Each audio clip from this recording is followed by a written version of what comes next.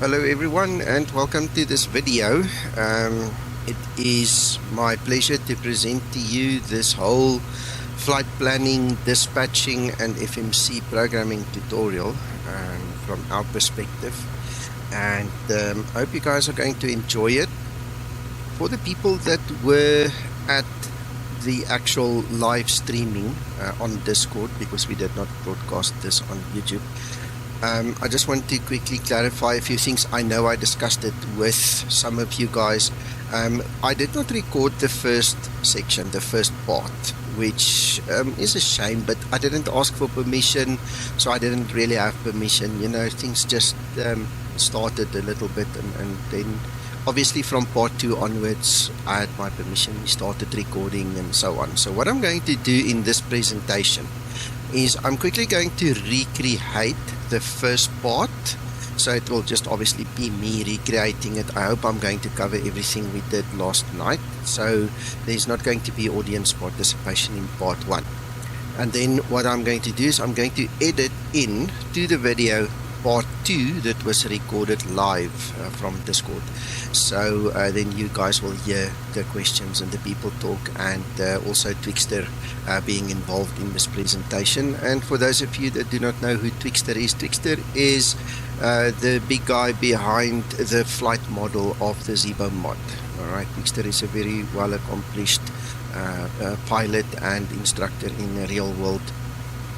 Has got many thousands of hours behind him, and he took it upon him many years ago to make the flight model, and we were graced by his presence last night, and he gave us some really good tips and stuff, you know, and a great discussion with him as well. So you'll hear part of that then obviously in part 2. I'm going to stop the video, then I'll edit out the ending. Alright, so at the end I'm going to show you that little utility to automatically rename the XML file that Hendrik made for us, but I'm going to stop it there because afterwards it became like a friendly gathering, and like we were at the barbecue, and we just started talking about all kinds of things that are not really related to this tutorial. So I'm just being upfront with you guys that will be edited out, just to make sure that we keep the video a little bit shorter on the first side and also then on point. Okay, so obviously the guys who were there, you heard a lot more, you saw a lot more, but it was not related to the tutorial. Alright, so with that being said, I'm going to move over into the tutorial mode.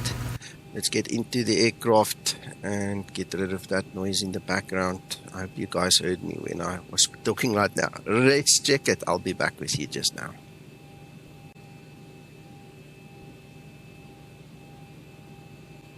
Thank goodness, it sounds like you could hear me. I didn't realize it was going to be that loud in the background. To apologize. We are in the Zibo cockpit right now. Obviously, this is the one tool that we're going to use, but I want to make it very clear, it does not matter whether you use the Zibo mod or the PMDG 737-800 or any other 737-800, iFly, whatever. Some of it will obviously overlap, some of it will not overlap, but when it comes to the nitty-gritty stuff, Boeing stuff, okay, it's all going to be the same, exactly the same. Okay, so the EFB might be different, but the Simbrief is going to be similar, and the flight planning is obviously going to be similar, and programming the exact same FMC is going to be similar. So one of the things that was highlighted last night is not everybody uses the same FMC layout. So in the Zibo mod we have a newer FMC available compared to the PMDG and the iFly. Okay, so to get to that one, I'm just going to quickly show you under the FMS. We can go to A1. So now we are on par with what the PMDG has, iFly, as well as level up. Alright, so I think for this side of the tutorial, obviously the other one is now cast in stone, I can't change it. For this side of the tutorial, let's keep to the more generally used version. Okay, so you'll see it works exactly the same, independent of the platform and the creator of the 737, because this is Boeing. Alright, so right, we've discussed now the Zibo mod. That's the one thing that we're going to use to do the tutorial with. The next thing I would highly recommend that you get will be Navigraph desktop charts, as you can see over here. We're going to use this for our flight planning, and then let me just quickly go grab the browser tab on the other side. We are going to use Navigraph, I beg your pardon, Simbrief. Simbrief belongs to Navigraph now anyway, and it's part of the same company. So anyway, there we go. We're going to use Simbrief to do the dispatching. And then once we've got the dispatch sheet, the OFB, we're going to go into the actual cockpit, and we're going to start loading up, doing what we need to do to program the FMC. All right. So why are we doing it this way? It's very simple. I don't see any point in showing anybody how to press buttons on a computer. Okay. When we talk about FMC programming, there is just way more about programming it than meets the eye. Okay. My intention is to give you the full overview. So it has to start with flight planning. There has to be a dispatch document, and there has to be the correct filling in of the FMC. Okay, I don't see how you can do the one without the other. If you are more experienced and you understand the ifs, the buts, the whys, the why nots, it's easier. But when you start to learn how to program this, there is no point in me teaching you monkey see, monkey do, parrot after me, do this, this, and this, and you never get a depth in your knowledge. Okay, so this is why I'm doing it this way. So ultimately, it's purposefully made this way for your benefit. Okay, and that's the way we're going to do it. So as last night, I'm going to start with the most basic of basic. We're going to go to Porto. I'm going to quickly show you how to set up a quick circuit. And the reason I do the circuit is for testing the Zibo mod. When Zibo did some development changes, then I go and fly the circuit over and over and over again. And why? The reason is simple. This circuit includes every single aspect of a full flight, as if you were flying from point A to point B. Okay, so if you have an itch, you just want to quickly jump in the simulator, you just want to quickly do a flight. This is probably the shortest meaningful flight that you can do in the simulator from point A to point B, in this case point A to point A. Literally a circuit. I usually fly at flight level 110, that's 11,000 foot. But I saw last night Simbrief dispatched it at 16,000. It might be a little bit high because literally it's a 28 to 30 minute flight. It's really short. And in that flight, you're going to get the takeoff, you're going to get the climb, you're going to get the level off at the cruise altitude, you're going to get time to do your descent planning, you're going to obviously then also do the descent from the top of descent. And it comes with a little bit of a trick, depending on the runway that you take. If you take runway 35 and you use RNAV, it also forces you to use your speed brake. If you don't use your speed brake and you don't break that mental barrier of the nonsense people tell you, and I know it's part of a hazing thing in the real world, and they tell you it's a lever of shame and all that other nonsense. It's crap. It's rubbish. Don't listen to that. If you don't use your speed brake there, you will never make the descent. You will not stay on the glide path at the end. You'll not even be close. So you're going to have to do a go around because you're going to be high. So it's a very valuable circuit to train you to use speed brake, manage your speed, manage your descent as well. If you're doing the runway 17, you get the option of the ILS, or you can do a VOR approach. You can change that into EN as well. The RNAV as well as the VOR approach can be flown as EN. You can do that in the Zibo mod as well as in the PMDG. I'm not familiar with the iFly, but I suppose you can do it there as well if they actually incorporated EN as an option. Okay, so gents, again, we're going to make it easy. Let's start from the beginning. Inside of Navigraph desktop charts, we are simply going to create a new flight. We're going to type in the airport that we want. Well, there's LPPR for us already in our list. Then we're going to go to our destination. We are going to look at LPPR as well. So, what I love about the Navigraph desktop chart is the visual aids that you get, right? So now we want to see which runway to use. It's very simple. It shows us all green is also marked as the departure. It shows you there's red. It shows you it's not used. All right. Now, just to show you how cool this is, let me quickly show you something else here. All right. This is AirNav radar box, and I've been watching for a wee while now already. These guys are going to Porto, and you see they're coming in from the north. I see this one's also coming from the north. You can see this guy took off. He definitely used runway 17. Right, so runway 17 is definitely in use, but now this is part of the training we discussed last night, and I want to put it on record in the video as well. Looking at a real world source like this and looking at Flight Radar 24 does not necessarily translate into the flight simulator, okay? And there are many times conflict between what happens in the real world and what happens in the simulator. So if you're going to base choosing a runway off what you see in an application like this, there is a 50-50 chance you're going to be correct, and there's a 50-50 chance that you're going to be incorrect when it comes to flying online. So always check the weather in your simulator, because that is going to be the first deciding factor. Secondly, I'm going to show you in this the part 2, you saw that last night as well. I'll show you there are SOPs that you can actually read in the charts that tell you why they use certain runways at certain times and in certain directions. Okay, so you guys have to be aware of this. It's nice to quickly check this, and at the end of the day, just make sure you don't create conflict when you go fly online, okay? Because the other guy probably did not check, and he's simply using aviation rules, like using the wind correctly to choose his runway, okay? Another thing I warned you about that I want to put on record again is Simbrief is not intelligent enough. It cannot determine the correct runway if an airport uses an SOP.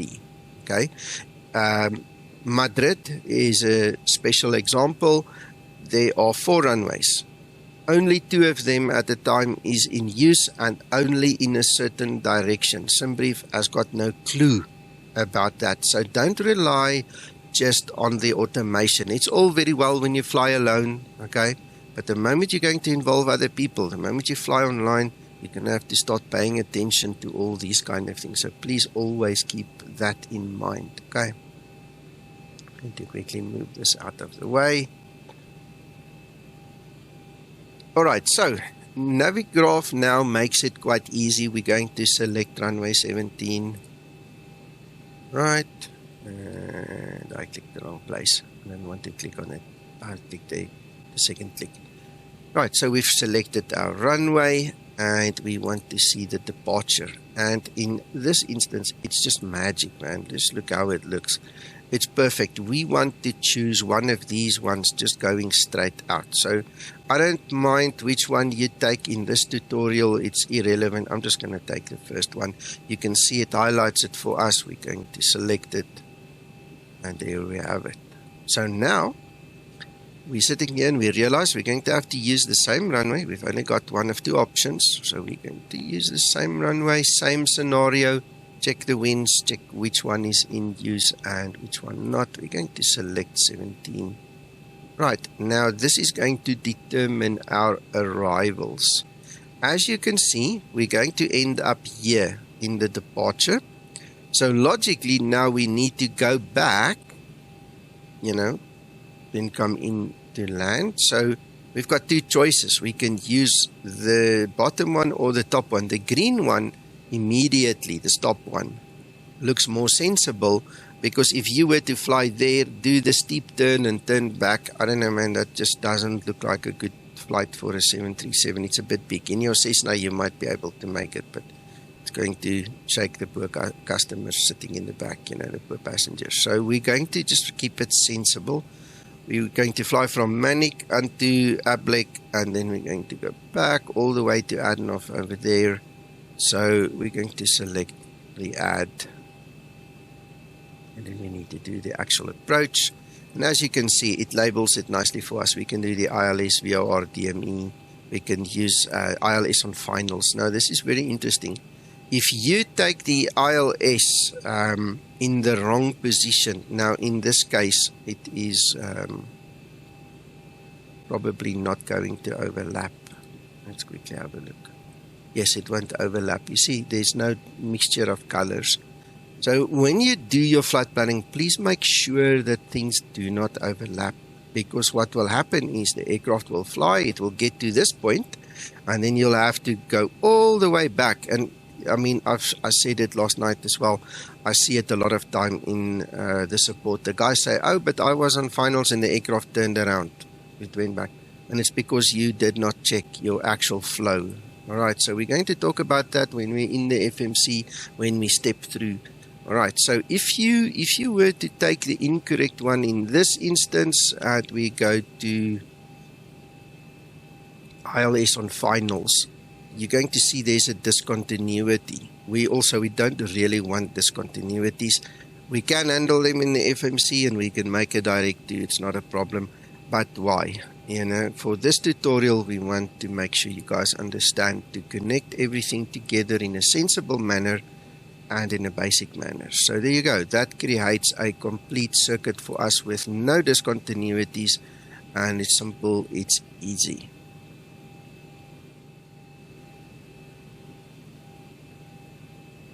In the next part, what we are going to do now is we want to take this flight plan that we custom created for ourselves, and we want to export this to Simbrief, because we want Simbrief to create the dispatch document that will then be taken to the FMC. And what I do is I go to export at the top here.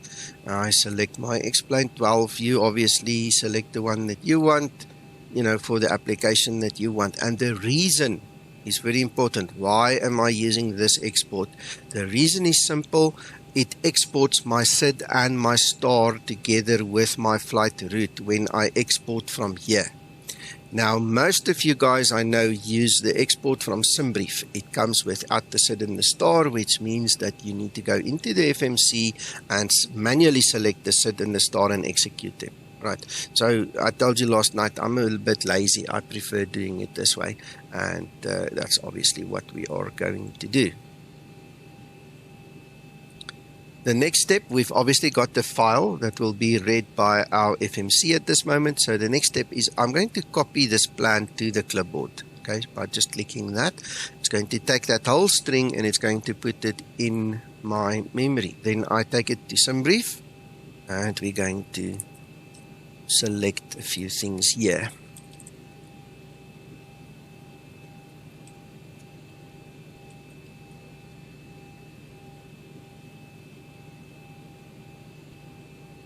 Uh, 800. Right, look at that. If you were to let Simbrief do this for you automatically, look where you're going to fly. Oh my goodness. You'll keep an eye on this. Remember this. Just make a mental note of this, and then you'll see when we are done how different it's going to look. You obviously know it's looking different, but you'll see it will update. So, right. Very importantly, very importantly, there are two official templates for the Zibo mod, the 160-seater and the 189. Okay, that I created with the help of Twikster many years ago already. I think this was 2017, 2018 we made this. Okay, so if you guys do not have these templates in your Simbrief, I'm going to link them in the description below the video. Okay, please make sure you import them and that you actually use them when you create your flight plans. Otherwise, it will not match. And the whole idea of me in this tutorial is to show you how to do the flight planning, how to do the dispatch, and to get it to match in the aircraft so that you talk the same language basically throughout. Okay, so that's very, very important. It's imperative that you have the correct template and that you use the correct template. All right. In our virtual airline, also in the real airline that I worked for a few years ago, we used a cost index of 20. You can either leave it on auto or you can use the 20. It does not matter. That's up to you. That's one thing that you can change. The other thing that's very important for me and also for Zibo to a certain extent is the OFB layout. We use Lido, all right, and you'll see the value of it when we get there. Everything is just there, okay? You don't have to go and look too far for anything, and it gives you everything you need to set up your Zibo or your PMDG. Promise, it's all there. Okay. If you want to simulate another carrier, obviously, by all means, you can use it. It's not a question of right and wrong, but we prefer Lido. It's just so much easier. Okay. Then, departure runway. In this instance, Simbrief was clever enough to select runway 17. Last night when we did part of the tutorial, it chose incorrect runways for us and we had to change it. So, we're going to leave this. If we talk about the altitude, my normal circuit altitude is 11,000. So we're just going to put 11,000 in there. We can put that at auto, it doesn't matter. Simbrief generally, I would say 90% of the time is good enough to calculate the correct altitude. Unfortunately, sometimes it requires you to flight level 380 or something, and it's just impossible. It just doesn't work. You can't get there sometimes, you know. So for that 10%, you know, you can intervene. I'm just showing you in terms of the dispatch, you've got two options. So you either delete it and you use auto, Simbrief picks one for you, or you put in what you want. I'm just going to put in what I want. All right.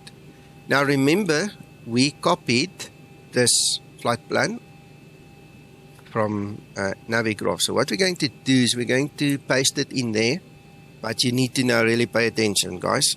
You need to get rid of the excess. So you don't want to see the airport and anything after the airport, and you don't want to do, well, you don't want the same in the beginning either.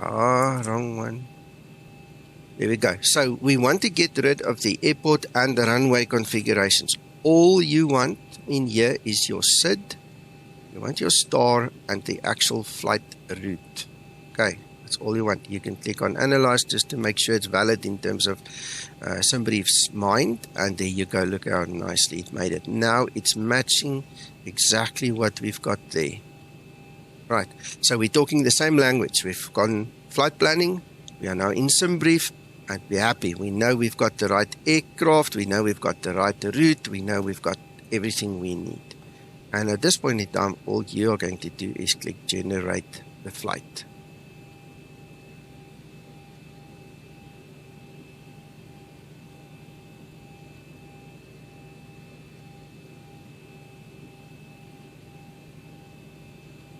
Okay, there you go. So my next suggestion, I highly want to recommend getting the Simbrief downloader going for yourself. That is my Simbrief downloader.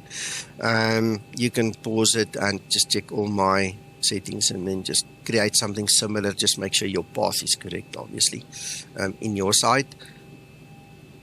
The reason we use this is because we obviously dispatch lots of flights, and it all goes to the same place.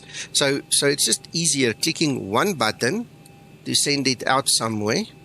The replace just means I've already done it, so it's replacing a file. Right, so there you go.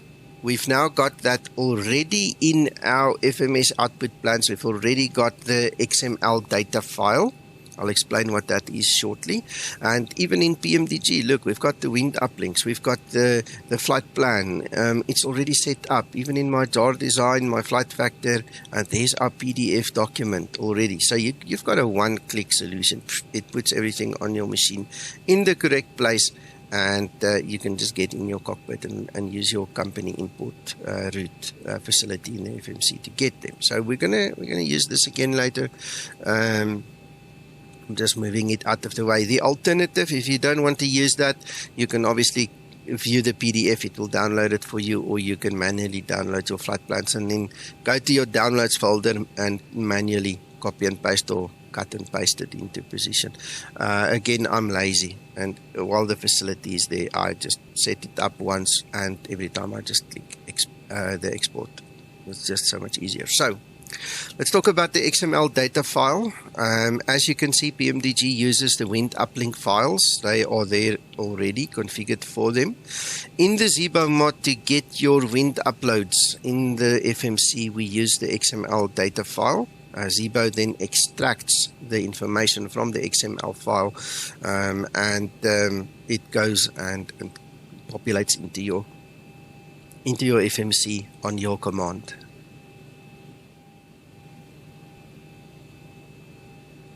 The big difference between this XML file and what PMDG has over there, I just want to point this out to you, is inside of Explain, when the export happens with this downloader, you'll see that XML file contains the flight name, but then it's got all this other information in there.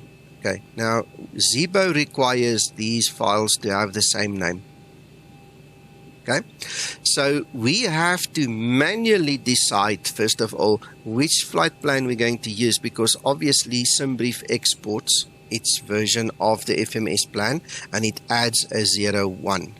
So this file does not include SIDS and stars. It's literally just your flight route. Okay, now me personally, I don't use it. I just get rid of it. Okay.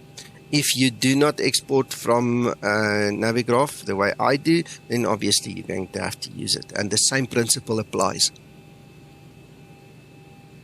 You're going to press F2 or click and hold until you get to the edit facility, and you're going to right click and copy. You're going to go to the next file and you're going to paste. Be aware. Be very, very careful. Do not change the extension. The .xml needs to remain in place and the .fms needs to be in place. The moment you change those extensions, it becomes useless. It will not be imported, not usable at all. Okay. So you have to have the same file name in the beginning for both files, and then the whatever the extension is needs to remain the same. The moment this happens, what will happen is when you go into the cockpit, I'm going to show you, you're going to be able to do the company route import, and it will bring the winds in for you, so you have the facility to uplink when you need to. I'll show you all of that to you shortly.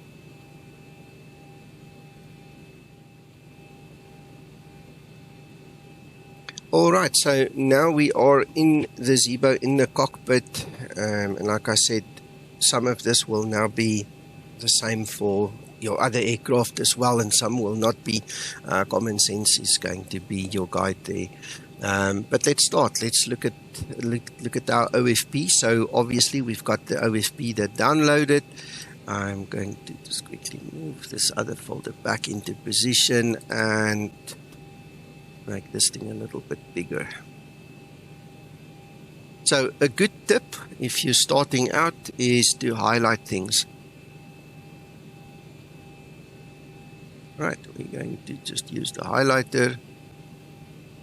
The first thing that we want to do, just reading from the top, okay, is we want to highlight our cost index. We want to highlight the average winds and the average ISA. I'm going to tell you the difference between the average and actual shortly as well, but for this time, just mark them. The next thing that you need to do is you need to mark your actual cruise level. This is where you see at any point in time. Doesn't matter what dispatch you do for what flight. This is the line that you're going to see at what level you need to be. So sometimes you're going to have step climbs. It will be up and down, or just up, whatever, multiple steps up, sometimes up and down.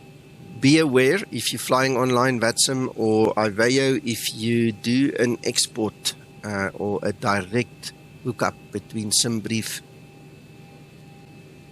and the network, what will happen is that the network usually takes the first figure. So if there was like a 23 just behind this, you will be filing for flight level 110 in the network unless you go and manually change it. So just be aware of that.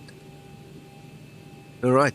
The next thing we want to mark is our final reserves as well as our alternate fuel. The sum of those two is what we're going to use as reserve in the FMC. So it's very important to have that. And while we're on the subject, it's very important to round up, guys. Never round down, because you're going to lose some fuel. And you know, I mean, it might be 50 kilograms and such, but it's just a good practice to rather round up, you know, just to make sure that you really have enough to get there. So by law, in most places on Earth, you need to have a 30-minute reserve for a hold at your alternate airport. So you need to be able to fly from your destination onto your alternate and hold for 30 minutes, in other words, before you get the fuel emergency. And that is why sometimes this is a bit much. Okay.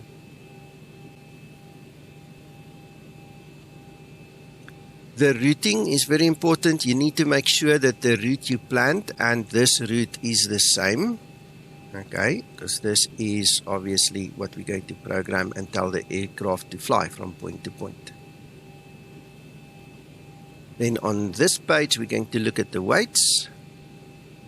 What is important in the Zibo mod is this line, the total 15.5 payload, the fuel of 5.2, and the zero fuel weight of 58.6. Okay, so that is something you're going to input into the EFB. The fuel you're going to input into the EFB, then you're going to call the truck. It's going to fill up. And the reason I didn't mark zero fuel weight as such is because this is the balance. This is what you need to see in the FMC to make this equation true. Okay, and this is why it's important to use the correct Zibo mod or PMDG or iFly for that matter templates in Simbrief, so that when the calculations get done, you get within 100 kilograms. All right, now sometimes in the Zibo mod, especially when you use high figures, the zero fuel weight will be out by like a 1. You know, so it will be either 58.7 or 58.5. And the reason for it is rounding. Simbrief and Zibo do not always use the same rounding. In fact, they don't use the same rounding, and that's why sometimes the calculation is out by that 1. Okay, so don't fret about it. We know about it. It's just a rounding issue in the math. Okay. If you are more experienced and after a while you understand what the whole story is about, you can come to me, ask me to show you. I can show you on the fly in the Zibo EFB how to fix it, to make it actually work for you. All right, that is doable. And that is it. That is all we need for now in this document. So I'm going to move it to the side, and then we're going to start incorporating this into the aircraft. For this tutorial, I obviously assume, wait, let me just keep this off the screen. I assume that you've got power on the bus, your ground power is on. IRS needs to be aligned or close to alignment so that we can fill in the location. We're going to talk about absolutely everything in that FMC now, and that's part of it. So, in essence, everything needs to be up and running, power everywhere, so that we can sensibly start entering the values. Okay, so the first thing I would recommend is to go to your weights, get this out of the way, get the refueling done so you do not waste time. You will never be able to do your performance setup in the FMC if this isn't done anyway. So this is my recommendation. Start with your weights and fuel first of all. So in terms of our plan over here, we can see we need 15.5 tons in the payload. Okay, we also need 5.2 tons in the fuel. So we're going to use that as the basis of loading the system. Now, the way this system works is it will allow you to go in into the nitty-gritty and you can start fiddling how many men, females, and also children you want to load and such. Okay. For this to work, however, let's just go to the very end. You need to make sure that your settings are set correctly to match that template in Simbrief. Okay, so this is discussed in the Zibo install guide. You can also obviously now see it on my screen. This needs to be correct for the weights and the balances to work. Okay, otherwise you're going to still have a discrepancy between your Simbrief OFP and what the Zibo FMC says. Then what is also important is Zibo automatically distributes the weights in this page to go to a good place. Let's just call it that, okay, to a balanced place. It puts it in a good CG place where your trim, like Twkster said last night, it's usually between 5.5 in that region. Okay, so we're going to add 15.5 into there, and then we're going to allow the Zibo code to distribute this. All right, the graph on this side, this envelope graphic tells us where our CGs are. You saw it was moving, and we can see we are in parameter. There is no yellows. There's nothing screaming at us that we've put too much or something is wrong. All the CGs are in green. Okay, so 15.5 is your total. Let the code do the rest. Okay, it's been designed also to give you a more stable CG for takeoff opposed to a more stable CG for landing. Right, by design, that's how it is. What I do, and you will see me do that in part 2, and I explained it there as well, is I like to have a more stable landing CG. So I take a few kilograms from the forward cargo and I put it in the back cargo. It's also discussed in my training checklist. All right, and we discussed it in part 2, so you can go watch that later on and you'll see how we do that. Twkster also had some input on that, so it's very insightful if you guys go forward to that section. Then in terms of the fuel, we said we want 5.2, so we've got a little bit more than we need, which means that the fuel guy is going to come when we call the fuel truck and actually extract some of the fuel for us. That's all it means. So whether you've got more or less than you need, the fuel truck will do the rest for you. Okay, so you can see it's busy extracting, evacuating some fuel there for us. Okay, I'm not going to sit and watch that the whole time. Just make sure everything is set up. Okay, so off video, obviously I initiated the IRS alignment. Okay, I trust you guys know how to do that. So I'm going to jump in directly into the FMC right now. The other thing I'm going to do, because this is now a video, it's not that easy doing it in a live, especially not on Discord. I don't think you can actually do it. So I'm going to use the broadcasting software to do some magic for us. Adobe. There we go. Okay, so now we have everything on the same page. Just makes it a bit easier. We're going to start from the beginning. We're going to click on FMC. And flight deck fuel is all loaded up and you are good to go. Right, the fuel truck guy just finished his loading. I blocked the audio on my headset, so you didn't hear that. Apologies, but it's not required. So when we go into the FMC, we're going to notice a couple of things. We're going to see the model, we're going to see the thrust rating, we're going to see the nav data, and it tells us there from when to when it's going to be valid. And then also we're seeing something very interesting is that the Zibo mod uses U14. The way I configured it in the EFB, you can either have it U13, U14. I think on U14 it uses a bit of a combination, if I'm not mistaken. But there we go, mostly U14 stuff.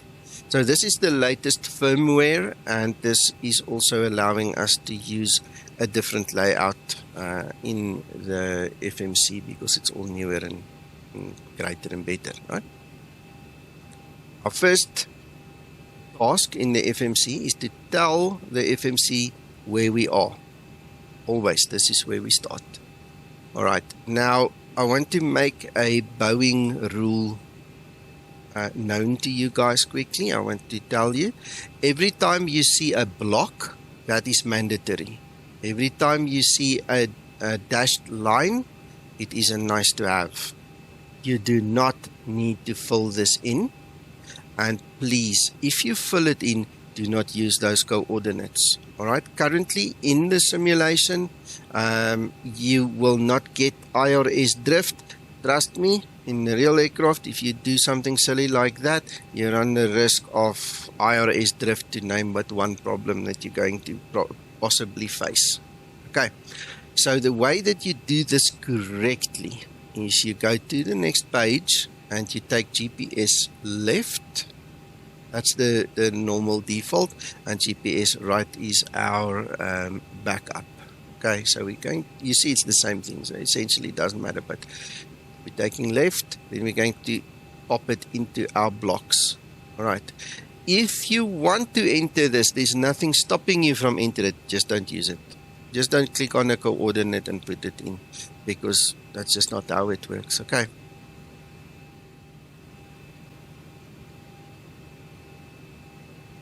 Right, guys.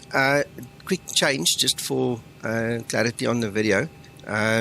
We've got a few users on Discord here that wanted to join, which I'm happy to do, and so there might be some voices in the background, and they're welcome to ask questions and stuff. So instead of it just being a video, it's now semi-video, so just for your information. All right, so we're at the point where we're going to program the FMC. I've just discussed using GPS left. Obviously that thing is now no longer being governed, that PDF, by the broadcasting software, just for the sake of the guys here on Discord with me now. So we take GPS left, we put it into the blocks. Remember, blocks are mandatory and the dashed lines are nice to have, guys. So bear with me on that one.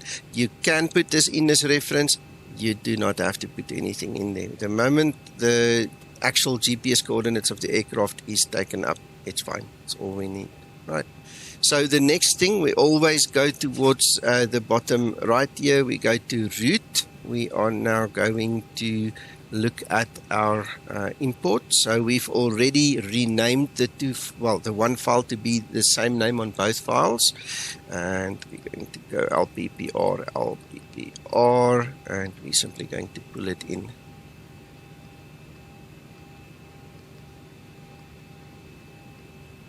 All right, again for clarity, that number there, that is our flight number. This is for ATC. This is what will be broadcast, what they will see on the scope, so it's imperative that you put that in there. All right, so it's for the identification of your flight on the radar. Then, very importantly, we have to activate this flight plan, and the moment you see this light go on, always execute. This is not the real aircraft. We do things a little bit differently in the Zibo mod or in PMDG or iFly or whatever aircraft you use. And the reason is you don't want to forget to come back and execute it, okay? In real world, it works a little bit different. We don't care. We don't move off a page until we press execute. If you feel you're man enough to handle it, by all means do it. But I'm not going to teach that because I know people forget. All right, so that is now effectively how we programmed the initial stage of the FMC. So the next thing we're going to do is we're going to remind ourselves of the SIDS and the stars. All right, so we need to make sure that whatever is in here, where is this OFP thing? There we go. If we double check, this is exactly the same as you just saw inside of the Navigraph. You can double check it. Manic to Romeo and also Able 3 Tango. Alright, so this is exactly the same. We need to go and just check, make sure it is there. Again, the difference is if you export from Simbrief, you will not get this pre-programmed. All right, you can already see 17 is active and that one is active as well. And that's just the beauty of using the Simbrief, I beg your pardon, the Navigraph export. If you use Simbrief, this will have to be done manually. Okay. Then on the arrival side, same thing. Simbrief is the export. It already contains all the relevant information. I just make sure it's there. And then we can go look at the next page. Guys, it's very important to go to your plan mode here on the EFIS, and it is very important to step through, because this is where you're going to see the discontinuities, or if you have a double up or something bounces back, you'll immediately pick it up here. Just make sure that you check everything, and so far so good. We're going in one direction only. Aircraft is not all of a sudden going to turn around again, and there you go. That is how we step through. We can also increase our range a little bit if we have to, and it just makes it easy if you have a long flight to just quickly step through everything. But when we're done, we can go back to the normal map view, which is fine, fair enough. Our next obligation here is to go back to our route page, and then find our bottom right hand option, the preferences. We're going to go to our preference initiation page, and at this point in time we can just double check that all the loading is done. You see there's no more changes. We know from the OFP that we want 5.2 tons of fuel in there, and we are going to check if everything is right by matching 58.6 on the zero fuel weight. So we're going to double click this little button. You see 58.6, is that correct? 58.6 in the zero fuel weight. I forgot to mention this last night, so this is probably going to be helpful. You will notice a discrepancy in the takeoff weight. The takeoff weight is measured at the runway. It's an estimate that you will be at the runway. But in the FMC, it says that it's 63.8. So there's 200 kilograms more. That's because of the taxi fuel. So don't let that alarm you. It just, at this point in time, we haven't used the taxi fuel. When we get to the runway, we'll probably be about 63.6. Okay, that's why we always look at the zero fuel weight. Make sure it's there and that it matches our planning. See, 58.6. The next thing we want to do is we want to go find that reserve that we marked already. So that is 2658, and like I said, we have to round up. So we're going to use 2.7. 2.7. And we know the cost index is 20. We can just double check that. Let's drag this thing a bit bigger, so we can see cruise cost index is 20. We're going to put the 20 in there. We know that we're going to fly at 110, that's our level. Flight level 110. Then we look at our winds, 192 at 17.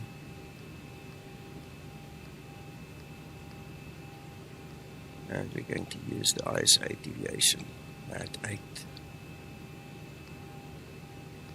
Alright, so Nico, why don't you use the actual winds? It's very simple. Currently it is 12:48, which means it's 10:48 Zulu.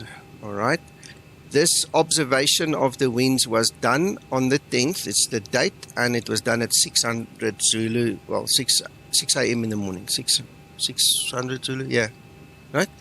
So the difference is 4 hours already. All right, over 4 hours, almost 5 hours. So there's no one that's going to convince me that these winds are actually still accurate. Doesn't matter which ones you do. It's a suggestion. It's a nice to have. I believe in the real world it's going to be more accurate probably, but for us flight simmers, it's much of a muchness. Now you can go to the top of climb and you can go and add. Instead of 192 at 17, you can put 195 at 18. It is so insignificant, you know, apart from being a principal issue. It has actually no practical benefit. Okay, same with our ISA deviation. Okay, the ISA deviation, you can see there it's 8. All right, so it's anyway, it is the average is 8. So, you know, depending on your flight, it might be out by 1 or 2 It's not going to break anything, you know. It's just, while we're training new pilots, it's just so much easier to say, just use this. You know, once you know more and once you get better information, I mean, if you're using Active Sky, for instance, and you get a total briefing, or now with the new X-Enviro, where you can actually see the real winds. Let me quickly show you.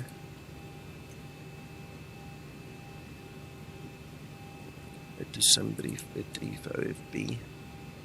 See, I mean, if you really want to go and squint and go and check the winds, you know, it's so close. I mean, at 10,000, it's 194 at 17. Okay, the only difference there is the 0.2. It's not going to break anything. We don't care. If you really want to simulate down to that level, it's up to you. All right. The other nice thing in the Zibo mod is it automatically gives you the correct transition altitude, because Zibo reads it from the system already. In BMDG, you guys have to just set your transition altitude properly. And then we can continue again. Bottom right hand, that's moving forward. Gentlemen on Discord, are you happy? Can we continue? You have questions? Yeah. Right, so in terms of flight simming, in terms of calculating your takeoff performance, all right, we did discuss it a little bit last night, but I never showed the guys, so I thought this morning I'm going to show you. This is what TopCat looks like. All right, so I've manipulated my TopCat to be fairly reasonably accurate. So if I really want to do a proper calculation, you know, I just have to get the correct information. Let's get the weather. Right, so we've got the weather, it's incorporated now. If we look at our OFB, our takeoff weight will be 63.6. We can enter that in there. Okay, we can tell it flaps 5, thrust configuration. You can already see we're at 100% when we use TO, so we can derate it a little bit. And once we're done, we can just say compute. So it gives us an option that we can look at. Okay, so it tells us at 30 degrees we should have that kind of configuration for V1, V rotate and V2. I don't like using 30. And the reason is, in the Zibo, for instance, 30 sometimes is a bit out of bounds for some of the calculations. So I would just use something like, I don't know, you just want it off 100, you know, so maybe go for something like 35. So we're going to use 35, and that's just a guesstimate. It's not going to be 100% correct, but if we use 35 and we use DO -1, right, you'll see the Zibo has got more thrust than expected. Okay, and when we get to the next page, you'll see there's kind of a similarity. Okay, but it's not going to be perfect. But this is about the best option if you really want to simulate to this level. If you do not have this calculator, please don't go buy it now. It's defunct. They don't support it anymore. It's just something that's been coming with me for a long time. But I mean, it's to set up your takeoff, right? All we really want is we want it off 100. So you've got one of two options. You're either going to just click on the TO1 just to derate it a little bit. I mean, it's obviously done for wear and tear and for pollution and for, you know, all the green stuff that people are talking about. And, you know, it prolongs the life of the engine. You know, so you just take it off TO1. In the flight simulator world, there is hardly any of the normally used airports and runways that you can't take off from at about 95 N1. All right, I won't go lower than about 91. Then you kind of, you know, messing around a little bit. So you can either just use the TO1, or what you can do is, I don't know, just guess. You can see as you change that, how that will influence the N1. And that to me is good enough. Then you can decide what you do with the climb itself. Okay, so the difference here, to give you a bit of background, is TO means full kettles, pedal to the metal. Okay, TO1 means it's going to reduce your thrust a little bit, you can see there, and TO2 will reduce it even more. And by reducing your thrust, you're needing a longer runway, okay, because everything is going to happen slower. The aircraft's going to take longer to build up speed. All right, so you just judge it from there on. Right, so let's go to the other side then. Climb means rocket. This means climb as fast as you can. All right. Climb 2 means, you know, typically when you take off from an airport with lots of restrictions in the UK, the good example is Stansted, Luton, Heathrow, Gatwick. Most of those airports in that area will keep you down for a long time, sometimes like 10 minutes or more. You're going to fly at flight level or altitude 6,000. Okay, usually it's an altitude restriction, not the flight level. So it's, you're going to fly at 6,000 feet for 10, 15 minutes. There's no point in climbing like a bat at the fell unless the ATC wants you to climb. But, I mean, there's nobody in that airspace when you fly there anyway, and they'll sequence you. So, in that regard, if you're going to be so held back so long, you might as well do a very lazy climb. So instead of climbing to 6,000 foot within a minute or two, it's going to take you 3 or 4 minutes to get there, which is fine. The passengers are going to love you because you're not going to break their necks, you know, trying to get up, you know, to altitude. So this means very fast climb, intermediate climb, and a very lazy climb. All right. So the difference also is now going to come in. The longer you take to get to the thinner air, the more costly it's going to be. So there's, you know, disadvantages to it as well. But that's something when you fly in the real world you worry about. We don't really worry about it in the sim. We've all got deep pockets. We can all pay the fuel. We don't care. So I'm just going to leave it as that for now. And then we're going to move on to the right again. Gentlemen, any questions on that page? None. Okay. Thank you, Sebastian, for your feedback. Right. Okay. So normal takeoff will be flaps 5, flaps 15, or flaps 25. 15 isn't used that much apparently, but 5 and 25. If you go to Southend, Southampton, what's the other place? Orange County, John Wayne. In the US, some of these short runways, you're probably going to go for 25 with a bleeds off takeoff. And you're going to use every bit an ounce of energy to get off there. In a normal circumstance, in normal temperatures, you're going to use flaps 5. So we select flaps 5, then we're going to double click the CG. All right, and we're going to get our trim. And all we need to do is we need to select V1, VR, and V2 just to put them in place. All right, and that's it. So on a good day, you'd be done. On a bad weather day, you're not done. Then I wouldn't even have clicked here. On page 2, you can actually now tell the aircraft whether you've got a wet runway or whether you have got snow and possible icing.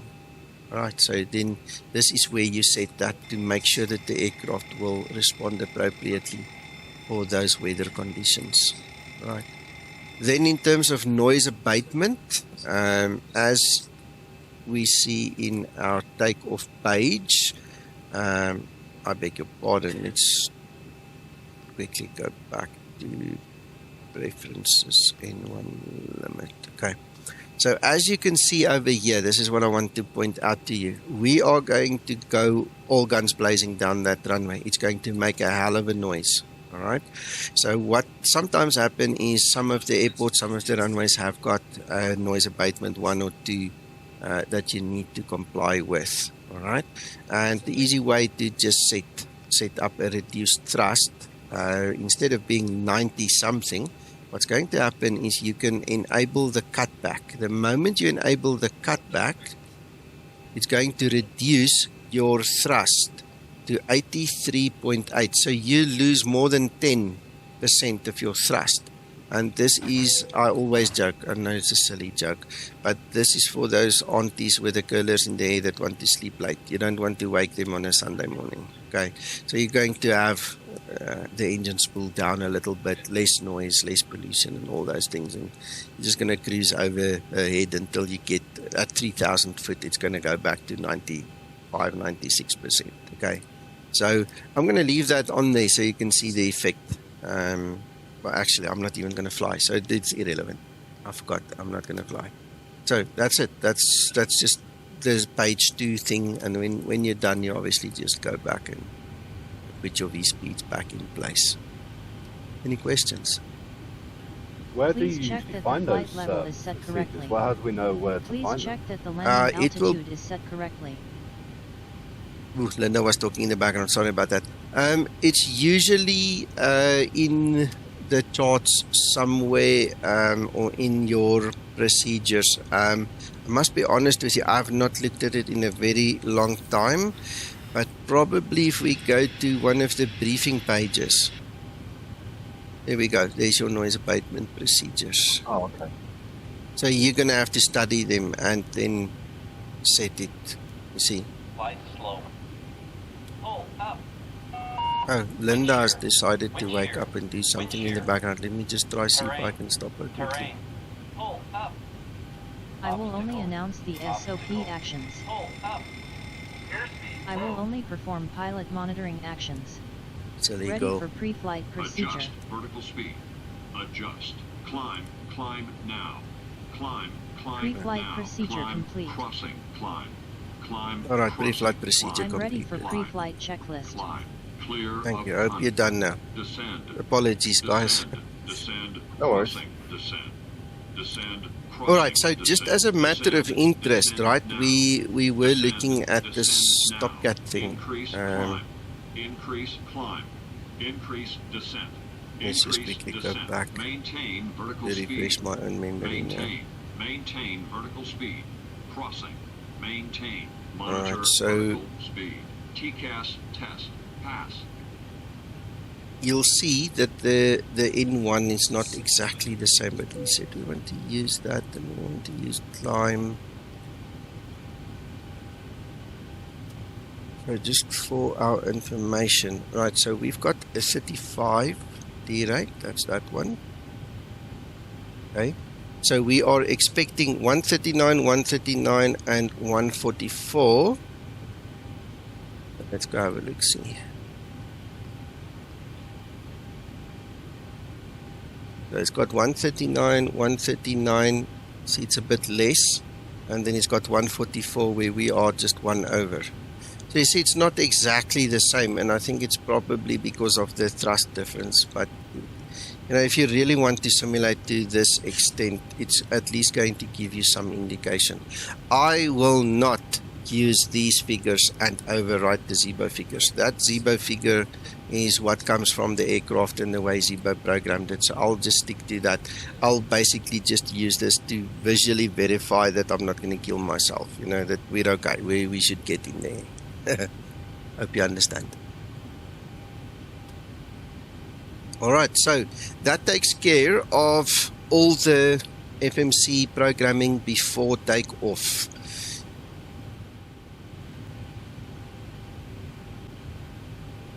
Okay, so the next section that we need to look at is going to be in flight, typically for your top of descent preparations and making sure that everything is set up for the descent. So the first thing we need to do is we need, on our progress page, we need to determine the weight difference. Alright, so currently we're cruising along, we have 5.2 tons of fuel on board, but when we land, it's estimated that we will only have 4. So there's a difference of 1.2 ton that we need to now take care of. So when we go to our approach page, we need to subtract 1.2 ton off the current gross weight so that we get the correct V-speeds. So 1.2 deducted will give us a 62.6, and you immediately see it's adjusted the V-speeds we can then select either flaps 30 or 40 depending on the one that you want, but it has to be based on the accurate estimated gross weight. Right, so that is definitely one thing that we need to do. And then also in our descent page, if you used that XML file, and remember it's not a requirement, it's a nice to have, you can always input the data manually. But if you did use the forecast file, you can find the uplink and you can just execute it. Okay, we're flying very low, so there's not significant wind that's being populated here. You can see there's only one bit of wind that is actually significantly populated. Alright, the one thing that you as the pilot in command will have to check, regardless of anything else, is because of the time difference from you planning and executing the flight, your ISA deviation and your QNH might change. Alright, so for that, I have this Excel spreadsheet that's in my private hangar. So we're going to quickly look at our charts again. Go to the airport. Let's just use the approach. You can either get it from the approach chart or the airport. Airport elevation is 227. We're going to input our 227. And the current temperature, we just have to look up quickly from our weather engine. So this will be 24.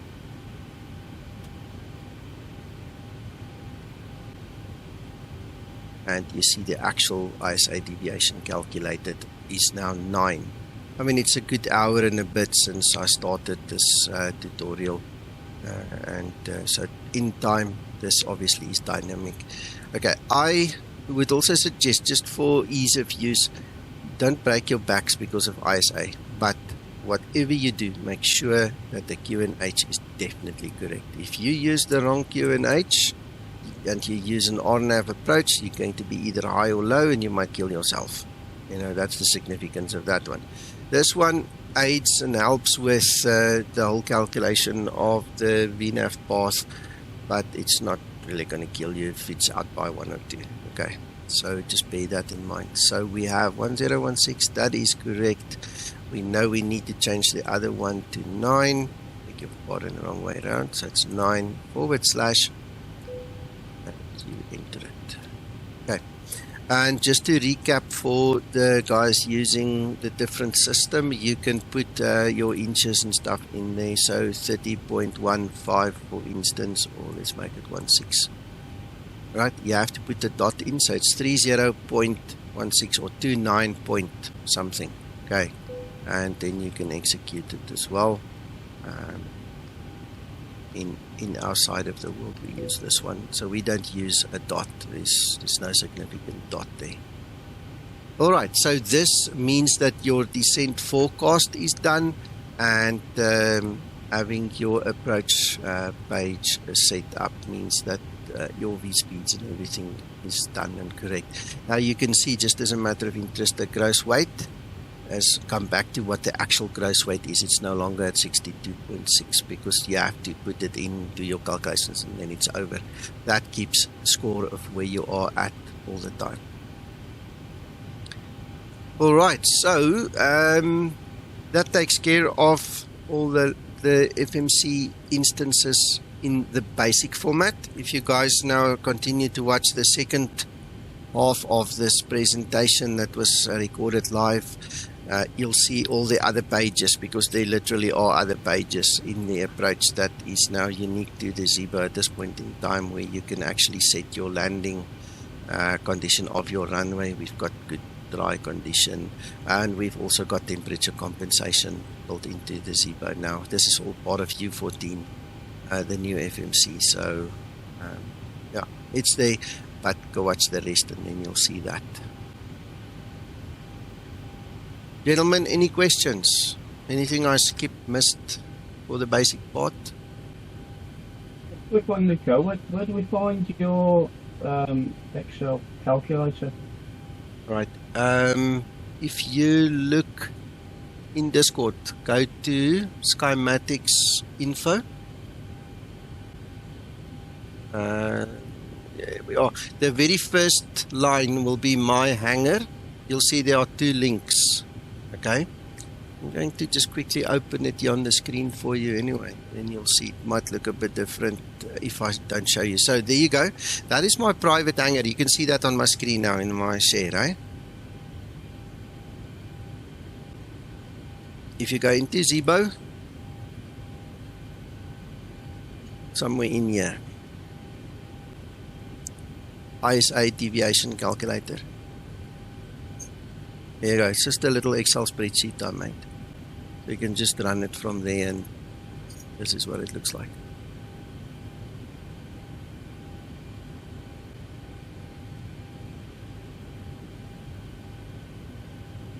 Anything else related to Zibo is obviously all in here. The install guides, all my configurations, and everything that you would need to make your Zibo work and look like mine. Everything is in here.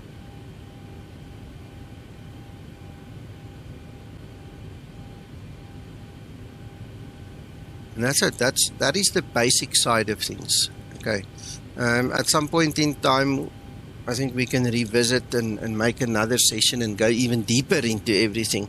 But everything I've given you in this first part and in the second part is what you will need to successfully program the FMC, which is where the whole request for tutorial came from. And at least now, if you follow it from the beginning, you will know exactly where everything comes from and why. You know, you have to do things. Any more questions?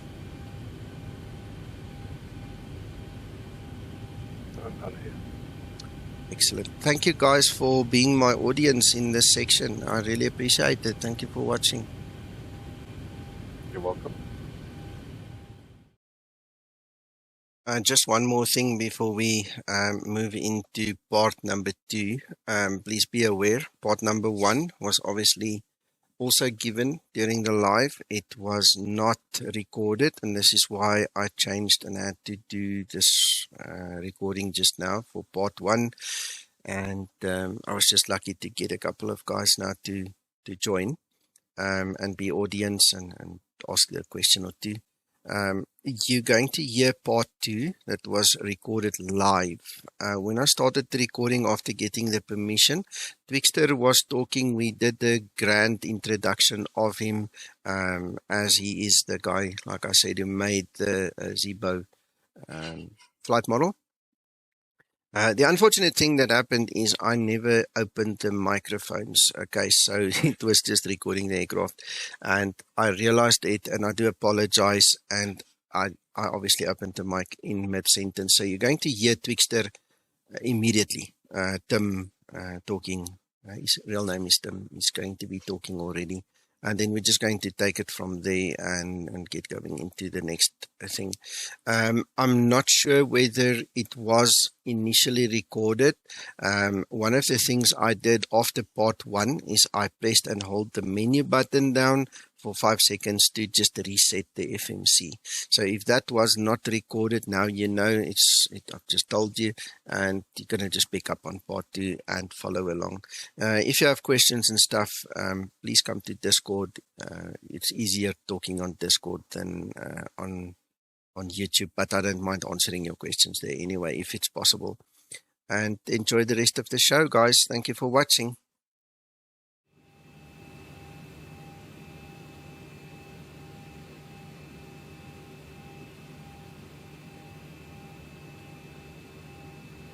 Any more than necessary, because obviously you've got a lot of stuff you want to go through. I did have some comments I might have made when you were going through the performance calculation stuff, but that really gets into a deeper subject, as you well know. Yes, sir. To understand, and I think partly for people to understand, well, why is it taking Zibo so long to do the takeoff performance? Well, it's mainly because the complexity is far and above what most people realize. Yes. Because it's not just looking at the runway, it's looking at climb performance, it's looking at obstacles, it's looking at, there's a whole slew of issues that are unique to every single runway in the world.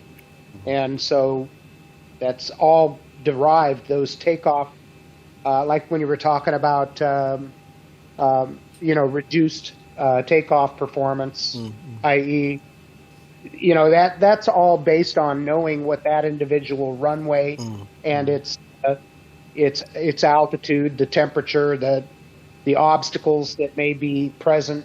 All of that has to be looked at for every runway that we take off from. So that's not a simple thing, and that's why the Boeing OPT, I guess it is the source that's used by most operators, because it has way analysis and obstacle analysis built in. Correct. And it's not freeware. All the data needed for all these data. It's all payware. Yes, yeah. Yeah. So, sorry? It's not public domain stuff. It's Yeah, very well kept away from the public. So, Twkster, that's why I said that, try and keep it as close to 100% as possible, because we know in the flight simulator that's going to just work for you. Okay. So, I mean, at a different session, we can get into, the actual calculations and things like that. I don't want to spend too much time there. The aim of this video is to basically get the guys to program the FMC correctly. That was the initial thing. And I realized, but that's why I didn't jump in and talk about that either, because I knew what you were trying to accomplish there. There's no realistic way to tell somebody how much to do. An assumed temperature, it's how much, if you want to use 35, 40, 50, 60 C for power reduction, there's no realistic way to recommend what to use without having runway analysis and or the Boeing PT. That's it. Yeah, exactly. So, I obviously recognize that you can't really do FMC programming teaching without having the Simbrief OFP and without having done proper flight planning. So that's where this whole format of this video comes from. And we just want the flight simmers to be able to enjoy the Zibo mod a little bit more realistically at the end of the day, and then we can go to the advanced stuff later. So, gents, if you are ready, I'm ready. We can formally start then with a good flight plan. Let me just ask a question. Where do you guys normally get your flight plans from, the actual routing? Do you guys have a favorite place? If you can maybe name one or two of them. Navigraph. FlightAware. Okay, FlightAware, you just use Navigraph to just make it auto-routed. All right, okay. One observation about FlightAware is American Airlines release their flight routing that appears on FlightAware. Most of Europe and a large extent of the world do not divulge their routing. Yes, routing. Okay. So, to show the guys, to get this onto the video, I'm going to quickly share my screen in the video like this. I'll show you guys how it works for us. Come on. Right, so Mac, you just said FlightAware. That would be the American and Pacific, by the way. Your Australian, New Zealand guys also are in here. So if we're going to fly KPSP to KJFK, well, they probably won't fly there. Just go to Seattle. Okay. There should be a route for that. So basically, this is now what we spoke about, FlightAware. This is the real-world FAA flight routing. You can see the carrier, the origin, destination, the actual aircraft that was used, the flight level, and it shows you also the actual routing and the distance, okay, that they actually flew on that route. So this is a good place to find an actual real-world route. Then for us, we use, this is the payware version of RouteFinder. The freeware version of RouteFinder that is also incorporated in Simbrief does not do the actual Euro control checks. But for our purposes, I'm using the payware one here. So EIDW EGSS. That stands state. I disregard the the altitude, it's not important. We can generate a route and then we can actually check it on the database to see if it is compliant or not. So, right, first hide it. So we can validate it over here. It says no errors. Okay, so that would be valid for Euro control. Alright, if there were any errors, it would list them here. You could go to search the database and you can actually go and select one, that was more than likely filed and flown already. So it's up to you whether you want to do something like that. The funny thing is with RouteFinder is even some of these that used to be in the database could be like an AIRAC cycle out and then they're no longer valid. So it's always advisable to click the validate and to make sure that you do not get any errors. So I like that flight plan and I'm going to use this one. So what I'm going to do is I'm going to copy. Yeah, put it on, darling. Please. Thank you. Yep. You got it there. There we've got the copy without the sit and the star, the departure and the destination. And we're going to take that to our trusted old Navigraph. The IDW. Right, guys, can you go to push to talk, please, or mute your mics if you've got any noise in the background?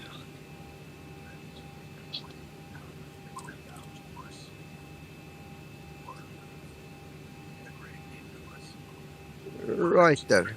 So the question now is, how do we get what we copied? We can literally click on the little pencil. That's the edit. And all we're going to do is we're going to replace all the stuff in the middle. Okay, just overwrite the directory. So we've got the destination, we've got the departure. We're going to click done, and that's going to give us a flight route, exactly as we had it on the other screen.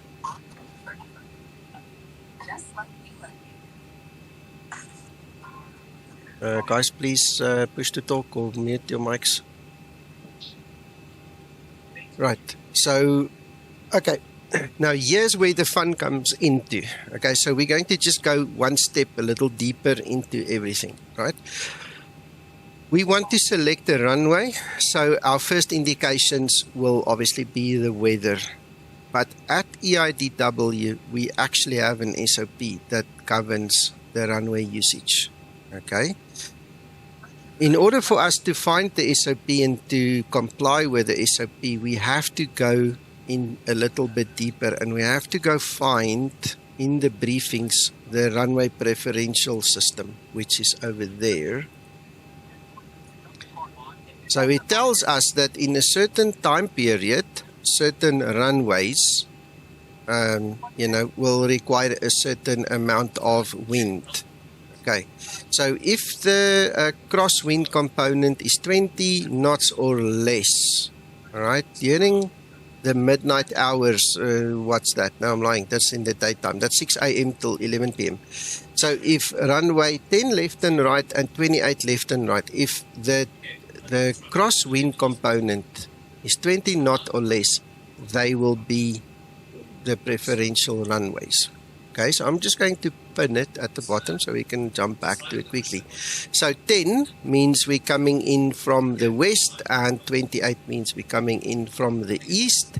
And, there's now going to be a possibility of a crosswind section. Okay, so if we return to the airport's flights and we look at the runways, we see that runway 10 is all in the green, 28 has got a bit of a tailwind, but you can also see it's been split into the two portions we spoke about earlier. So if you click on the METAR, you can't just look at the METAR and say, oh, we've got a 4 knot wind coming from a specific direction because it's got two components. So it translates into 3 from the one and 2 from the other one if you do all the calculations, and then obviously it's also variable. Okay. So I think that's a good indication that we're going to use either 10 or 28. According to what we see there, I think 10 would be preferred because it's all green and there's nothing in the red. But now we read further.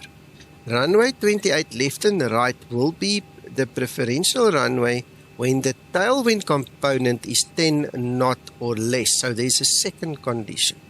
The second condition says if the tailwind is less than 10 knots, 28 will be used. Okay? You guys following? Yep. Okay. So that means 28, right?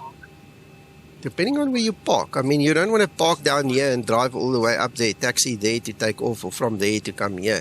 So when we fly, we usually park up here. So we'll take 28 right because it's the closest to us. Okay, so we're going to add 28 right.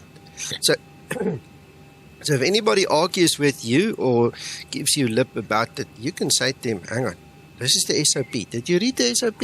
Yeah, no, whatever. There you go. So you've got a leg to stand on. All right. So, if the forecast or the factual crosswind component is greater than 20, then only will they switch to 16 and 34. So, in other words, that wind's got to really help before they even going to consider using the other runways. See, now armed with this information, you can go and check Flight Radar 24, and 9 out of 10 times you will see exactly this. This is what's happening in real world. Okay, so disregarding the wind, and remember, for those of you that don't realize this, 5 knots or below is considered winds calm. Right, it's not significant.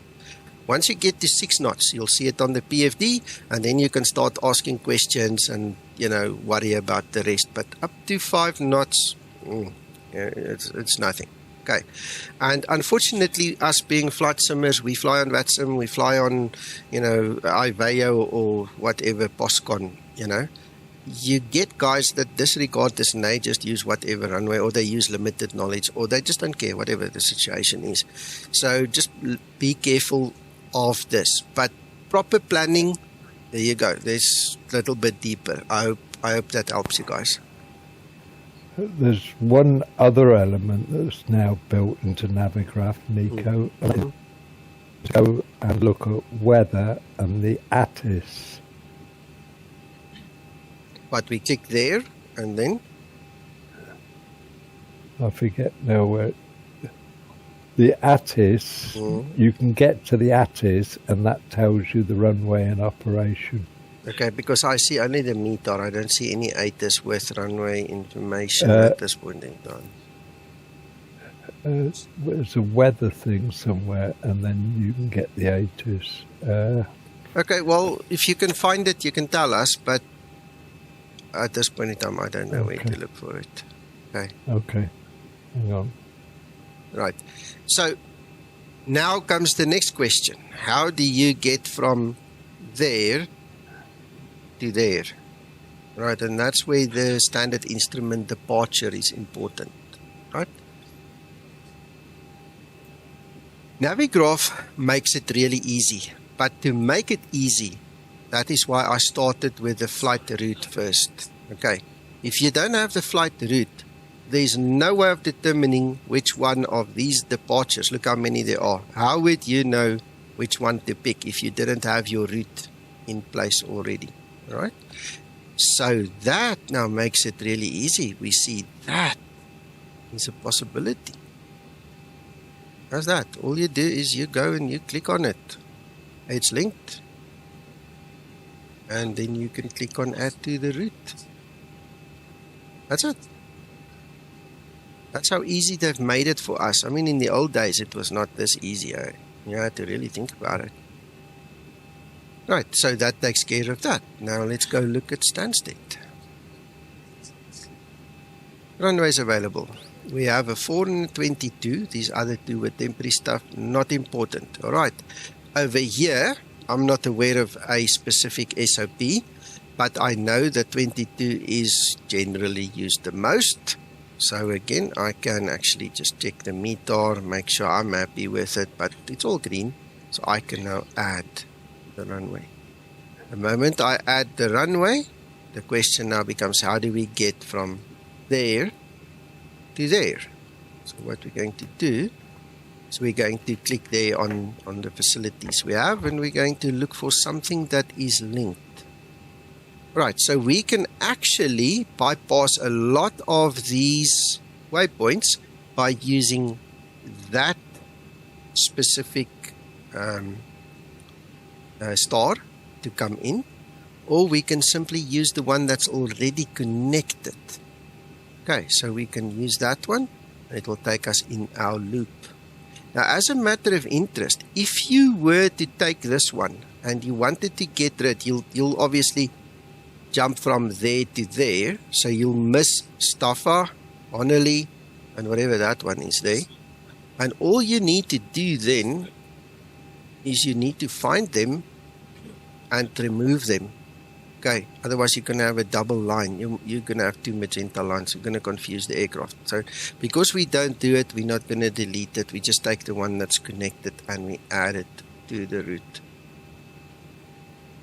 Right? Does that make sense, guys? Now for the approach. Cool. Right, so if we click on select approach, we are faced with the next spaghetti line, right? So now we can use the localizer on runway 22 or the ILS. We want to use the ILS, obviously. What flight simulator won't use that, right? So there it is drawing it for us. We know it's highlighted. And we click add to the route. So how easy is that now, eh? It just takes all the mystery out of flight planning all of a sudden, eh? So easy.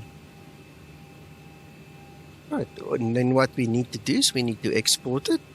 So I'm going to export it again from here so that it includes my SID and star. It goes to explain output FMS plans. And then I'm going to copy it to the clipboard. Once it's in my clipboard, I can go here and the process starts again. This time I'm going to show you a little bit more here as well. IDW and GSS.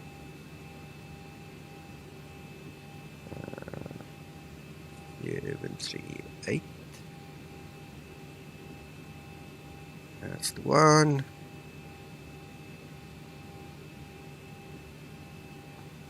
And we're going to use the Zibo 189 again. All right. Okay. So we were talking earlier about the cost index. You can take that out and you can leave it at auto. We discussed that. That is where you do that. So I'm going to still use 20. I am going to leave the rest as is. Then we're going to move down a little bit. We're not worried about all of that. We're still going to use Lido. The rest is stock standard. All right. So over here, we can, I beg your pardon, we can either change the runways over here. You see, Simbrief is incapable of that intelligent decision making. It does not regard any of the SOPs. Okay. So if you were just the ordinary flight simulator, you just went chop, chop, chop, create flight, there you go. You would be facing, wrong runways basically, because that's just, it's guesstimate what it wanted to use. So we know we want to use 28. We can change that, and we know we want to use 22, right? Altitude, all right? Here's another fascinating thing you can do here. You can leave it on auto. Simbrief will look at the weather and it will determine the altitude for you that it deems to be the best altitude, all right? We're going to let it do that. I'm not going to worry about passengers. When I fly for the Skymatics VA, it will input the passengers and the freight, all the stuff for us. We're not worried about that right now. We're going to leave everything as is. And now we're going to come here and we're going to go paste. And just like before, we need to remove the runway and the departure airport, and then also the arrival airport, its runway and transition. We can analyze the route, and now we're happy. Okay, are you guys happy with this? Yep. Okay. Yep. Good. So I think that's done everything for us. We're going to generate this flight.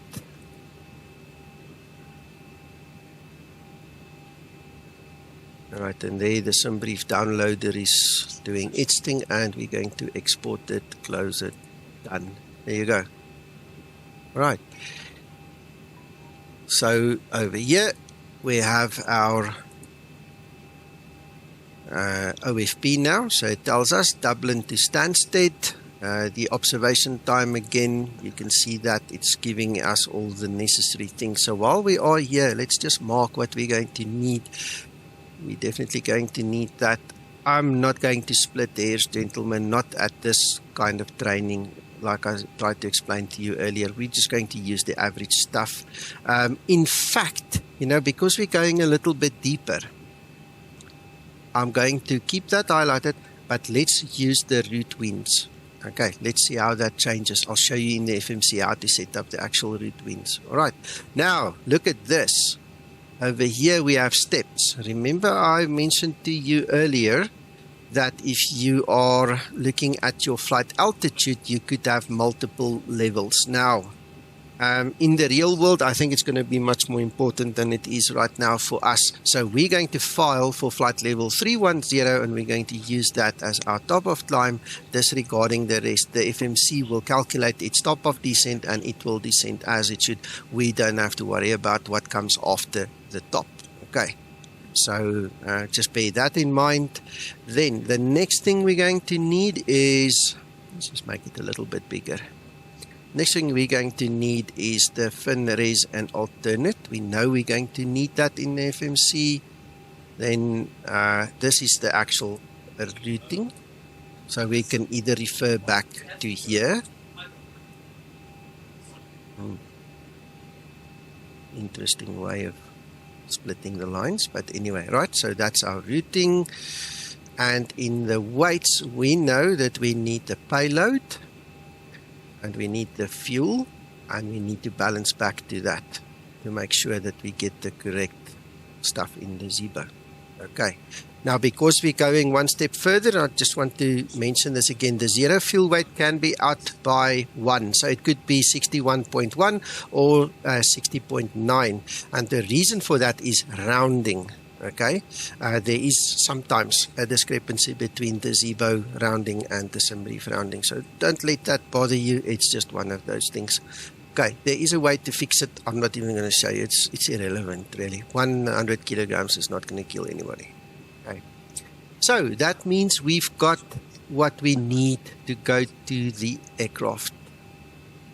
I'm going to move this out of the way, and we need to quickly teleport over there.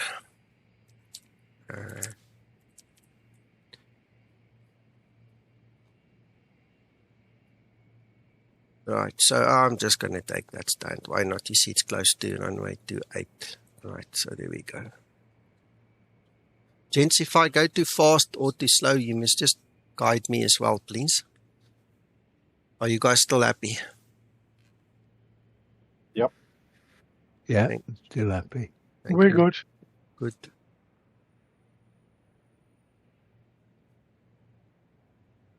While that's happening, let's quickly look at our flight situation, that XML file. Remember, we were talking about it earlier.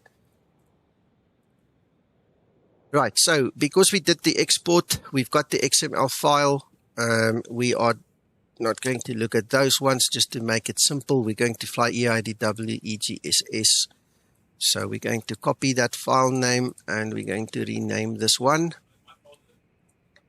All right, so now we know that when we do the flight route import in the company route import, the Zibo mod will have all the relevant information, including sit stars and forecast weather, forecast winds.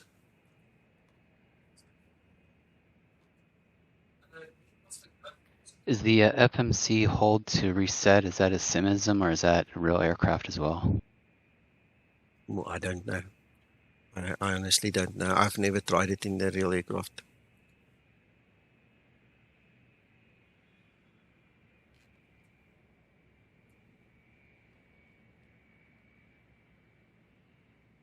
It's been a while since I've been in a real aircraft, eh?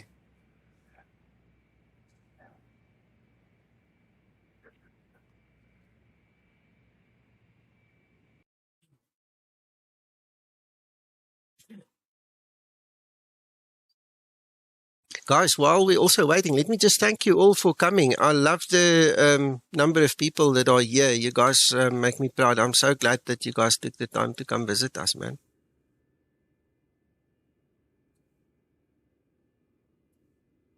Right, there we are.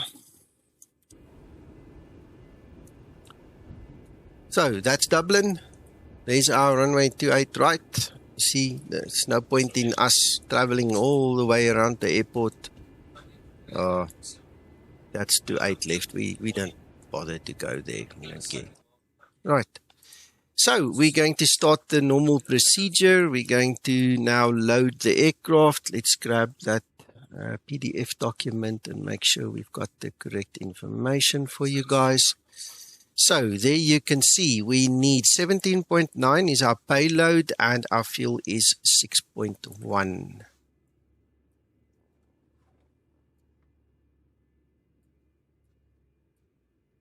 On 7.9. Okay, I'm going to come back to this page just now, just to take it one step further for you guys, like I explained. And my reference will be Twikster and also the training checklist that is in my private hangar as well, guys. So just bear that in mind if you want to research that. So 6.1, let's fill the fuel truck and then go back there. Right, so as I said, the way the aircraft is programmed, it means that we have a more stable takeoff CG to give you a little bit more stability, opposed to a more stable landing CG. So the one way to determine where you are is obviously just in the next page. It will not show at this point in time because we did not finish the performance programming in the FMC. So we're going to come back here and then I'll show you exactly what I mean. All right. And I'll show you how to manipulate the cargo, basically, to change from the more stable takeoff CG to a more stable landing CG. Fuel is all loaded up and you are good to go. Just a small trick. It's not a requirement. Nobody's going to cry if you don't do it. I just like doing it. Okay. And I'll share the knowledge with you. So if you want to try and do it yourself, you're welcome.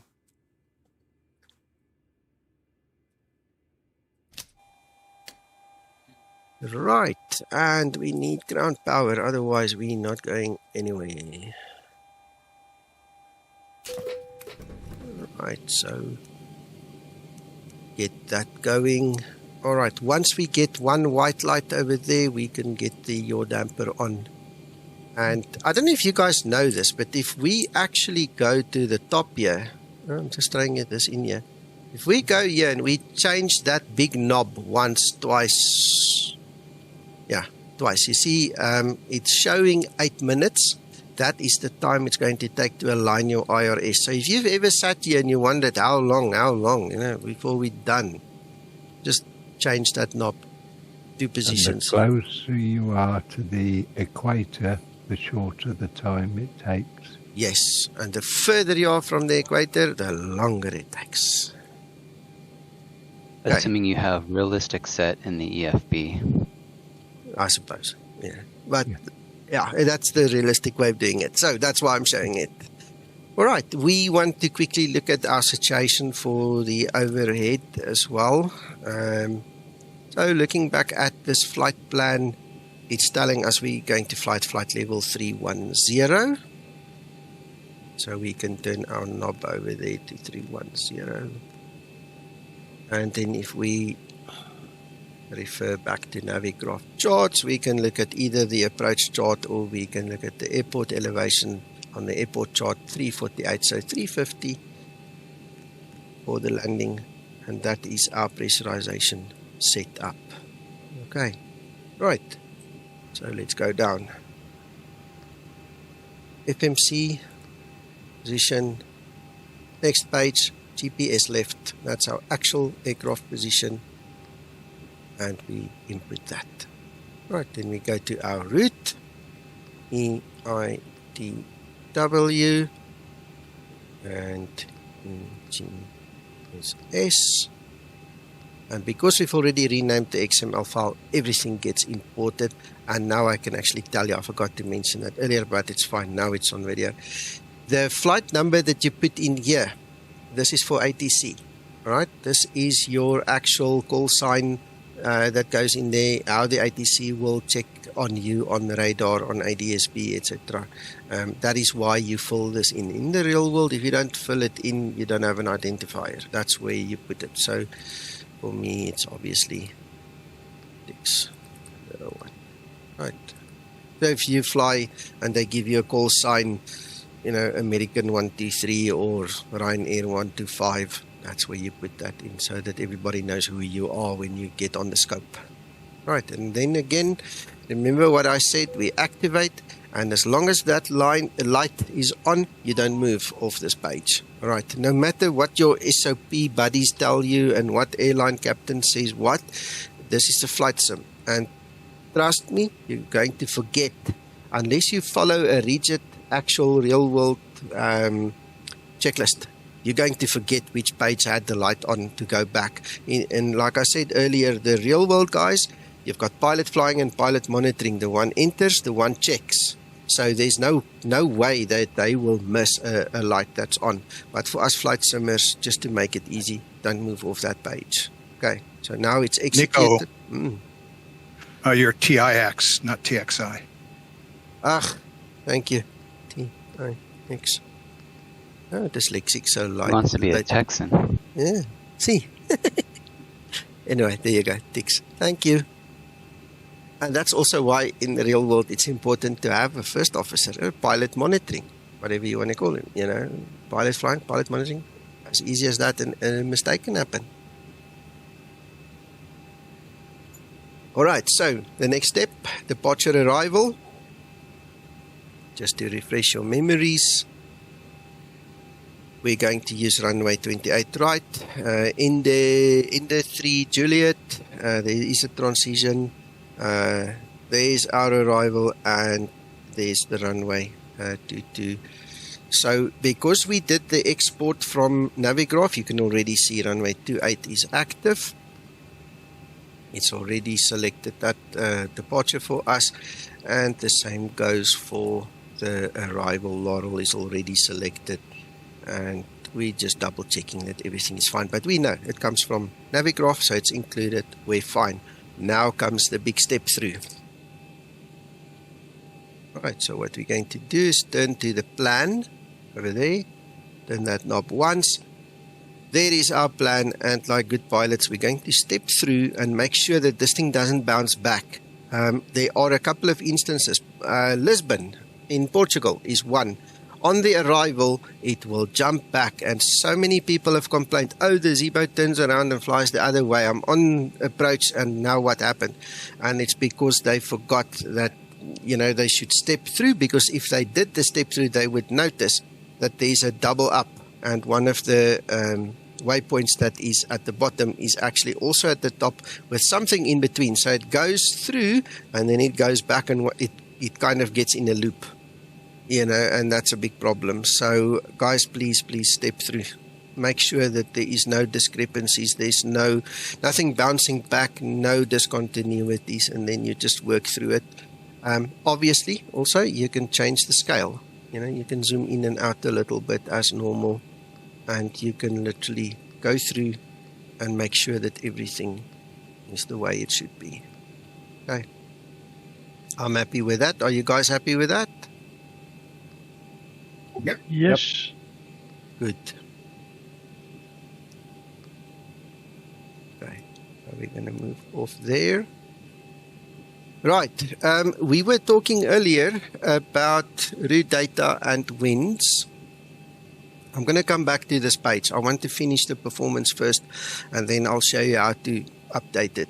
Okay, so please remind me if I forget in the heat of the moment now, right? So we're going to just quickly go to our references. We're going to fill in this according to our data here. We need 6.1 in the fuel, and I can see we've got 6.1 already, so we are loaded. So we can double check. Zero fuel weight that was expected is 61, and there you can see we are balancing perfectly to 61. So we're okay with that. Then reserves. Man, jumping around. Going back, reserves is 2.351. My recommendation to you is round up, never round down, because otherwise you're going to have maybe a shortage of a couple of kilograms of fuel. So rather make that 2.4 when you enter the information. So that will be 2.4. We already know that our cost index is 20. All right. Let's make this a bit smaller so I can move at the bottom. Right, we've got the actual flight level as well. So we've got most of the other information. So we're going to put 20 in there. We're going to put 310 in there. And where's that thing now? Right. So if we go 213, I need to move that. 213 at 24. Let's put it like that. 213 at 24, which is just the average, remember? And we go back to it. We've got the average ISA is going to be an 8. We can execute this. Right, so now here comes the next part. Just a little bit deeper, further. We can now go. We can actually look at the winds from the top of climb. Right, so there's top of climb. Tell me when I can interject about ATIS again, Nico. About ATIS. Okay, yeah, I'll let you know. Right, so the actual top of climb winds is 215 at 26.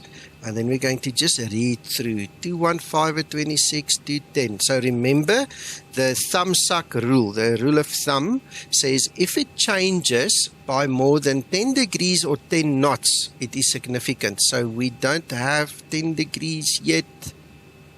10 knots maybe. Well, that's becoming a bit fast. It's a bit slower winds. That's almost there. There's a big one. So that... Because you're changing level. Beg your pardon? It's because you're changing flight level from 310 to 230. Yes. Okay, so yes, I noticed that, yes.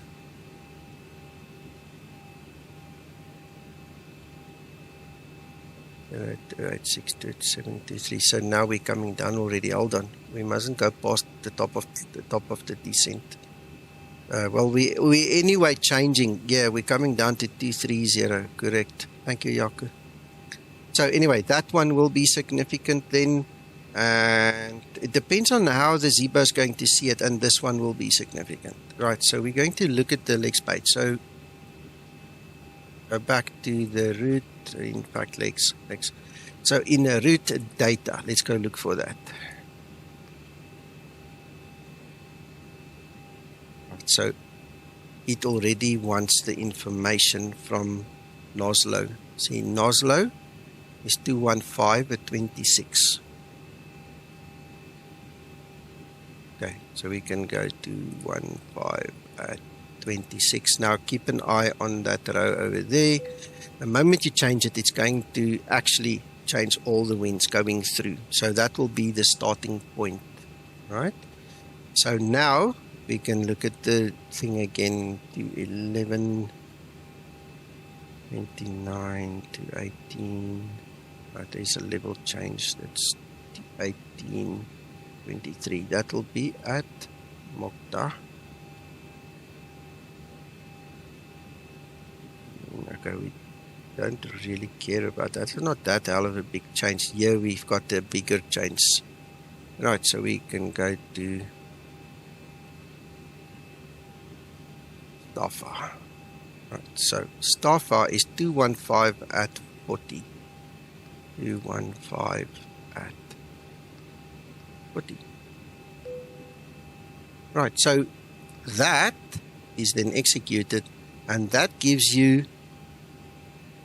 a different way of entering the winds. Right, so if you're going to fly preferably on the same level but over a longer distance, then the level is not much significant, but it's there. You can literally go to each one of these waypoints that is considered by the FMC as being part of the cruise, basically. you can enter that, because if you go into the rest of the FMC, you'll probably find that somewhere between Starfire and Honeylick, you'll have your top of descent according to the calculations in the FMC. And then you use the descent forecast page to add the rest of the winds. Okay, so this is how you would enter a more relevant wind. There's nothing stopping you from entering them one by one by one. Okay, I just used the rule of thumb as given to us by one of our training captains that said more than 10 degrees, more than 10 knots, it becomes significant, and then they change it. So take it as you wish. There's an option for you. Okay, yeah, you guys happy with that?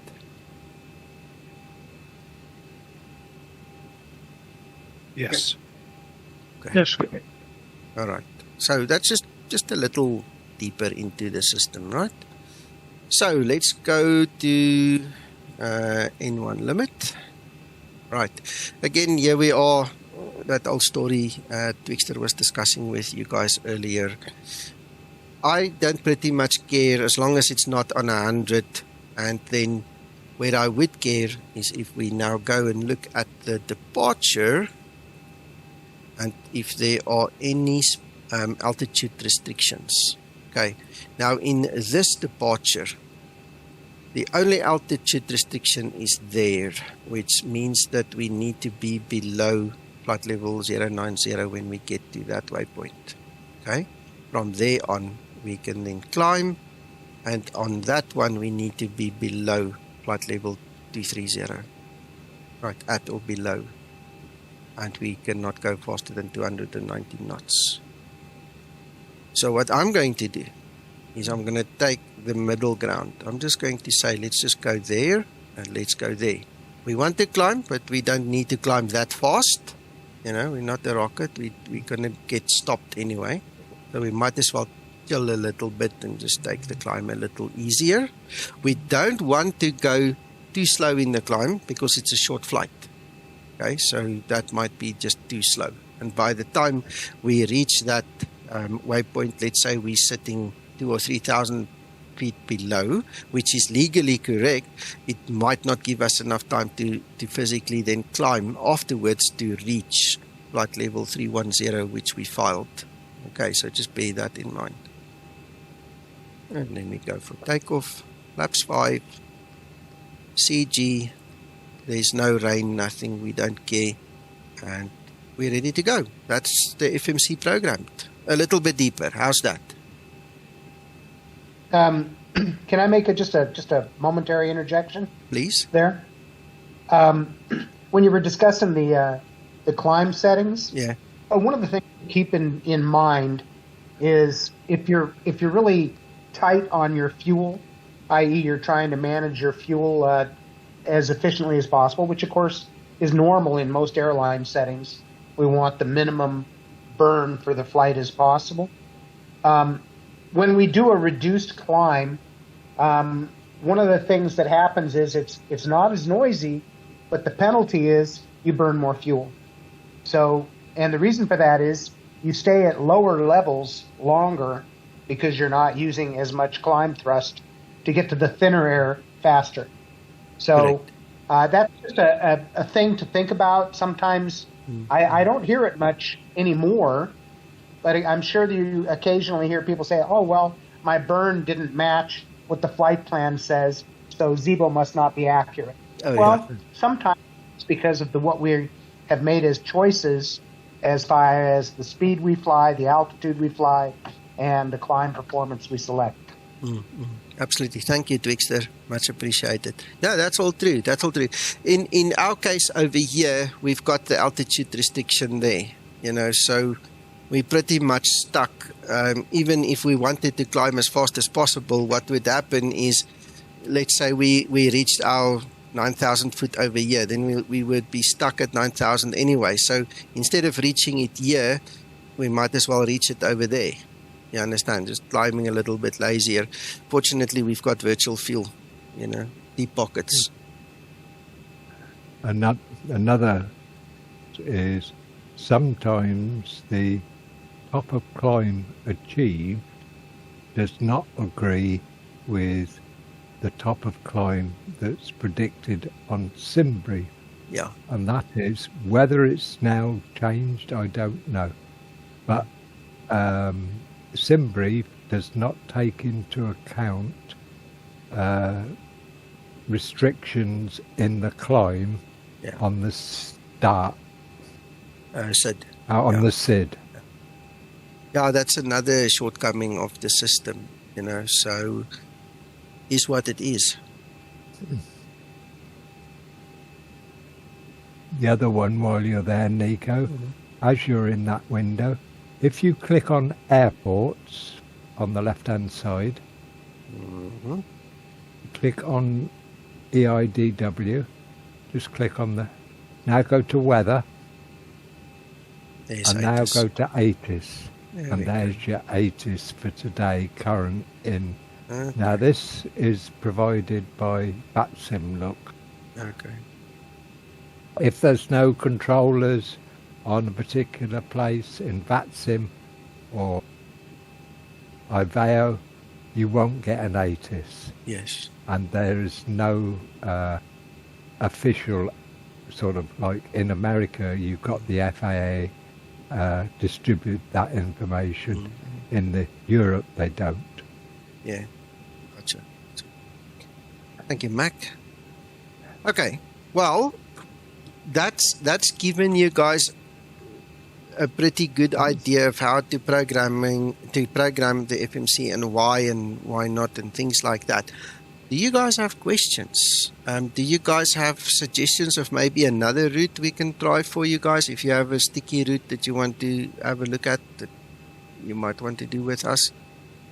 Nico, you said you were going to go back to the EFB, to the CG envelope. Yes. To discuss how you can stipulate the... Let us do that. Sorry for the... What's his name? Thank you, Jacob, for the reminder. Okay. So if we go and we look at this page now, we can see that our landing weight CG is now at 18.8. Okay, so what I usually like to do is I will go in there and I'm going to move some of my weight to the back just to change the CG a little bit. Okay, so if we go 1256 less 500.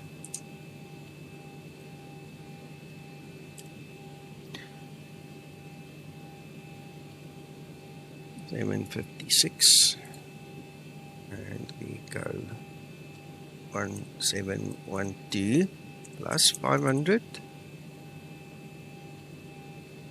Okay, here's a trick. Twkster, I showed Zibo last night. Look at this. You see, we're missing one digit, and it's apparently because of rounding again. So we're going to put 212.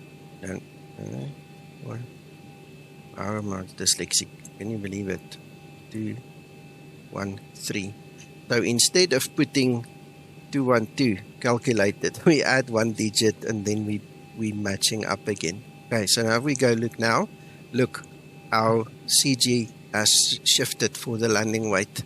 So from 18 something, it's now 21.6. Okay, so the better landing CG is between 21 and 23, meaning 21.5 is like the sweet spot in the middle.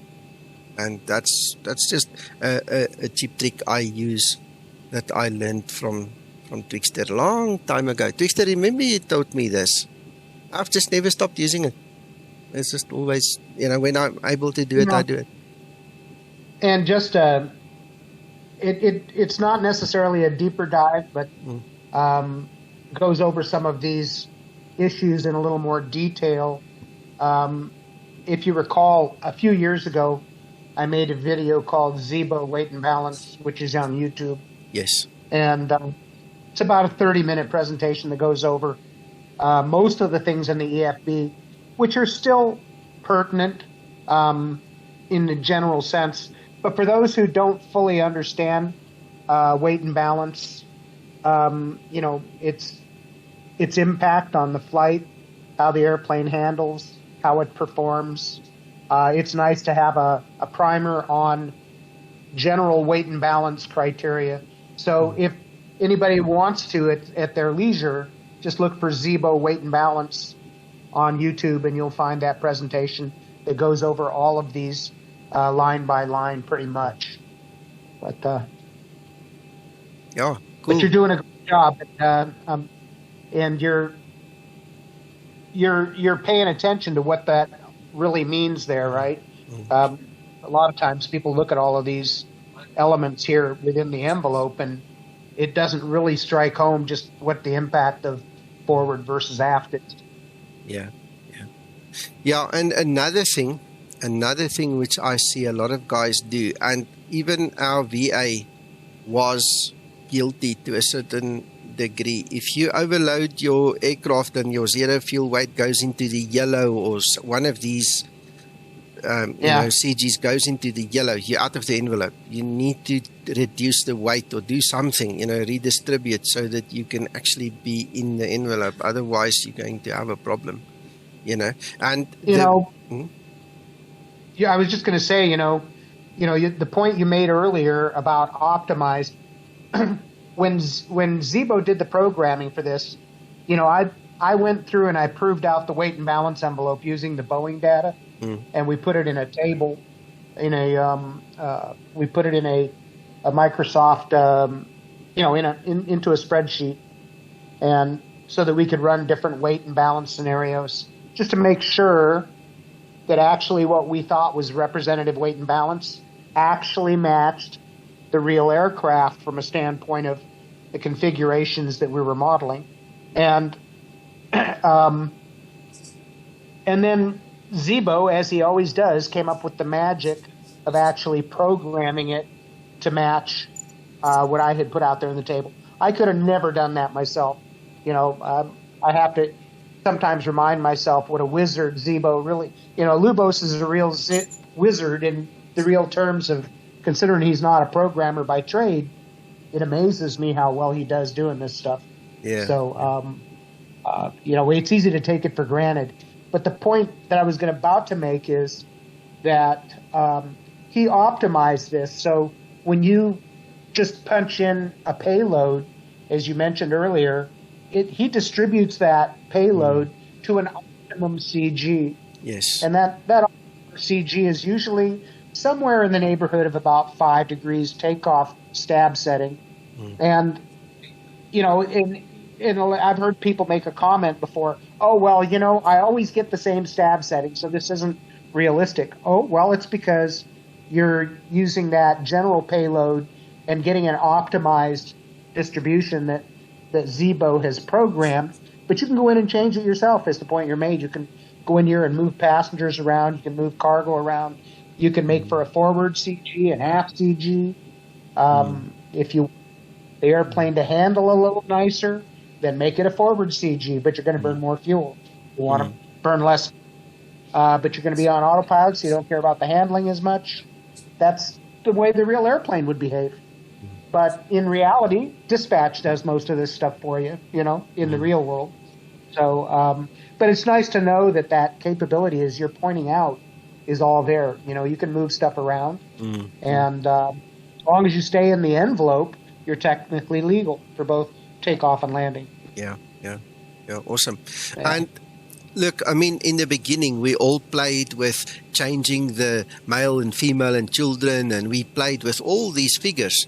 But really, honestly, it becomes a bit of a headache to stay in the envelope if you start messing with this. It's just so much easier to put the total and let whatever the dice falls on happen on that side, Well, there's another good reason for it, too. And I haven't had the chance to do a great discussion with Lubos on this. But, over time, we have one of the things we struggled with flight modeling in X-Plane in general is when we go in and use Plane Maker to create the basic flight model, which is a collection of airfoils essentially, that getting the stabilizer trim to work correctly so that when you do a takeoff, and you program, the takeoff setting, it ideally, you should be able to pull that nose up, and in a predictable way, the handling should respond, right? So that you're not having to hold a whole bunch of forward or aft pressure when you're at the desired deck angle. Well, that's all a factor of getting the stab trim and the elevator authority correct. And it's not easy to do. And as I was looking deeper into this recently, I realized that one of the things that we had not done yet to be fully, absolutely authentic is we have not programmed a couple of systems that work in the background called speed trim and also neutral CG shift, neutral elevator shift. And that neutral elevator shift in the real aircraft plays a big role in how the aircraft handles both on takeoff and landing as far as the amount of stick pull required in order to rotate the aircraft. So I'm looking at that, and as soon as I've come up with a proposal, I'll send that off to Lubos, and he can do his magic again and program that system in. But right now, we don't use elevator neutral point shift. And to be honest, in most airplanes, it would not be something that exists. But in the 737, Boeing had added that system in order to. It's kind of a what I would call a more basic, less sophisticated form of what they're doing in the MAX with that famous or infamous system that everybody talks about that caused those crashes. Mm-hmm. So, but they actually move the elevator against the neutral point or where the stab trim is set in order to increase the authority of the elevator in certain CG and flap configurations on takeoff and landing. And so this may be something that's coming down the road if and I'm pretty sure Lubos can implement it once I determine what our goal is as far as where we want to set the various changes in authority. But yeah, I hate to get off down the road there, but that a lot of it comes down to right now when you use optimized weight and balance, like you're talking about. I just go in and I set a payload weight, and then it distributes that payload.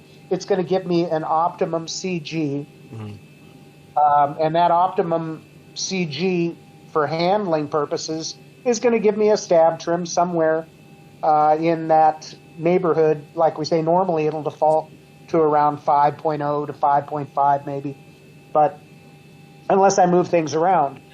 And here's where that neutral point shift, the neutral shift, would impact that, because if I set a very aft CG, for instance, I'm going to get a different stab setting than I would if I set a very forward CG, and then I'm going to get a completely different stab setting, and it may or may not handle as well as it should.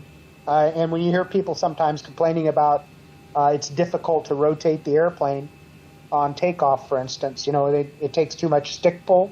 Mm-hmm. Well, that's the absence of neutral shift. Yeah. Twkster, I've moved the CG now back by about 3%. So theoretically, this trim should change. Right, so I'm going to click here. Let's have a look, see at the difference. Look at that.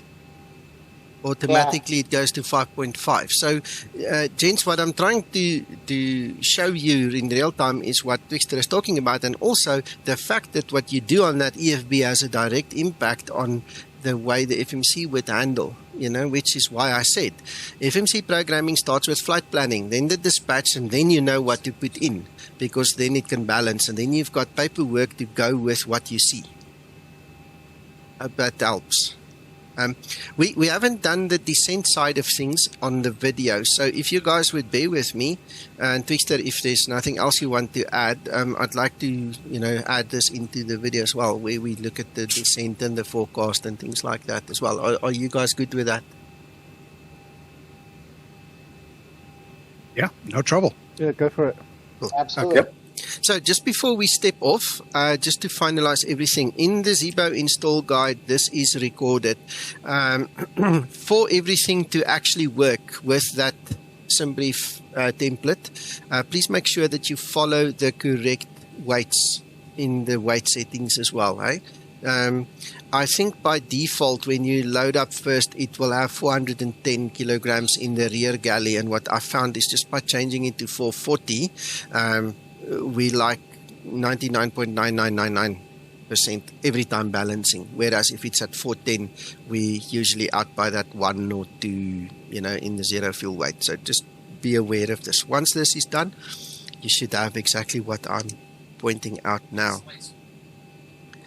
So, gentlemen, obviously I showed some of this to you guys before. I'm going to recap this just now for the purposes of the video and the benefit of the people not watching, or were not here before we started recording the video. So sorry about that. Right, so what we want to do is in VNav, we want to go to our forecast page. So you're going to come in the cruise, and about 100 nautical miles from top of descent, I would recommend, especially the new pilots, start looking at your descent planning, because otherwise you're going to run out of time. So we're going to go into the forecast winds, and we're going to uplink the data. All right. Now, you guys remember in the first example, we did not have any winds of significance when we did the circuit. Over here you can see now there's winds of significance. It's been put in. We've got the ISA and the QNH. All right. Now again, based upon the fact that from the time that you created the OFP and the time that you're actually going to get to the point where you need to use this, it's on you to make sure that you have the correct information, because remember, Zibo's reading this off that XML file. It's static. It doesn't get updated again.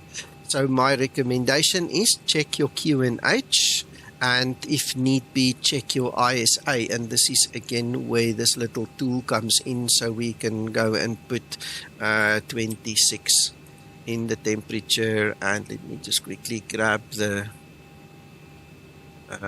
oops, wrong button.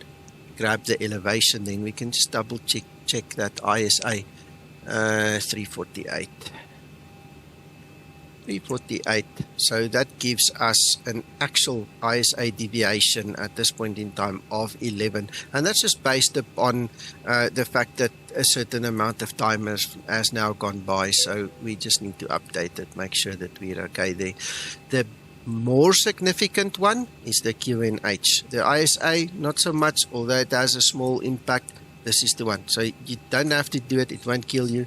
This one, if you're flying, especially RNAV, this is wrong. You're either going to be high or low, and you might die in the process. So make sure that one is updated in real time for what you are expecting at the destination. Okay, so that is the descent forecast. You will not get the upload link unless you rename the XML file. Okay. If you guys stick around to the end of this discussion, I'm going to give you a demonstration of a little program that Hendrik wrote for us, one of the followers, the Zibo followers, that actually renames that XML file for you automatically, so you don't even have to do it anymore if you've got this file. But for the training purposes, it was important for me to show you how it works. Okay, so at the very end, Jaco, you've got a good memory, remind me, then I'll show you. Okay. Alright, so that is the first thing that you do in the descent in your FMC, is you need to determine all these factors and execute them. Right. Then we're going to go to our progress page. We know that at EGSS we're going to have an estimated 3.4 tons of fuel, and we know that currently we are carrying 6.1 tons of fuel. So there's going to be a difference in our weight. Let me just pull this thing out of the way. And let's first do the calculation. I beg your pardon. So we're going to take 6.1. We're going to subtract 3.4. So we need to get rid of 2.7 tons of weight in order to get the properly estimated automatically calculated weight at landing, which will determine our VREF. Now, once we know it's 2.7, we can go to our, well, it will be our approach page, right? So we now sitting in the approach page, and we need to subtract 2.7 from there. So it is 67.1 minus 2.7. So we're going to land at 64 point, and now I took my eye off it, and obviously it goes to the back. Can you believe it? There you go. And you'll see the VREF has now changed. So we can set up our VREF, and we can see that it's been put into position. All right. So I've seen a few guys recently have mentioned that the Zibo incorrectly calculates the VREF, and every single one of them forgot to do this calculation. If you do not have the correct weight in this position, you cannot get the correct VREF. Okay, so just please make sure that you do that calculation. So when you come in and your VREF is 147 and you add 5 to it, you're going to basically come on to finals at 152. All right, so it gives you that little 5 plus margin. All right, over here, you see the 5 knot margin. I'm not going to discuss the whole story of gusting and all this other wind situations, but you can, if you need to, change this value. So if you need to, it will give you a higher setting on your little magenta pip that sits there that indicates your speed on finals. Okay, so you can change this. You don't have to change it there. You can just move it manually as well. Typically what's going to happen is the moment your speed window opens, it does not matter whether you do a RNAV or EN or RNAV, not RNAV, it will only happen later on. But in EN, when you press your approach button with EN, with GLS and with ILS, that speed window will open the moment your glide path or your glide slope is captured.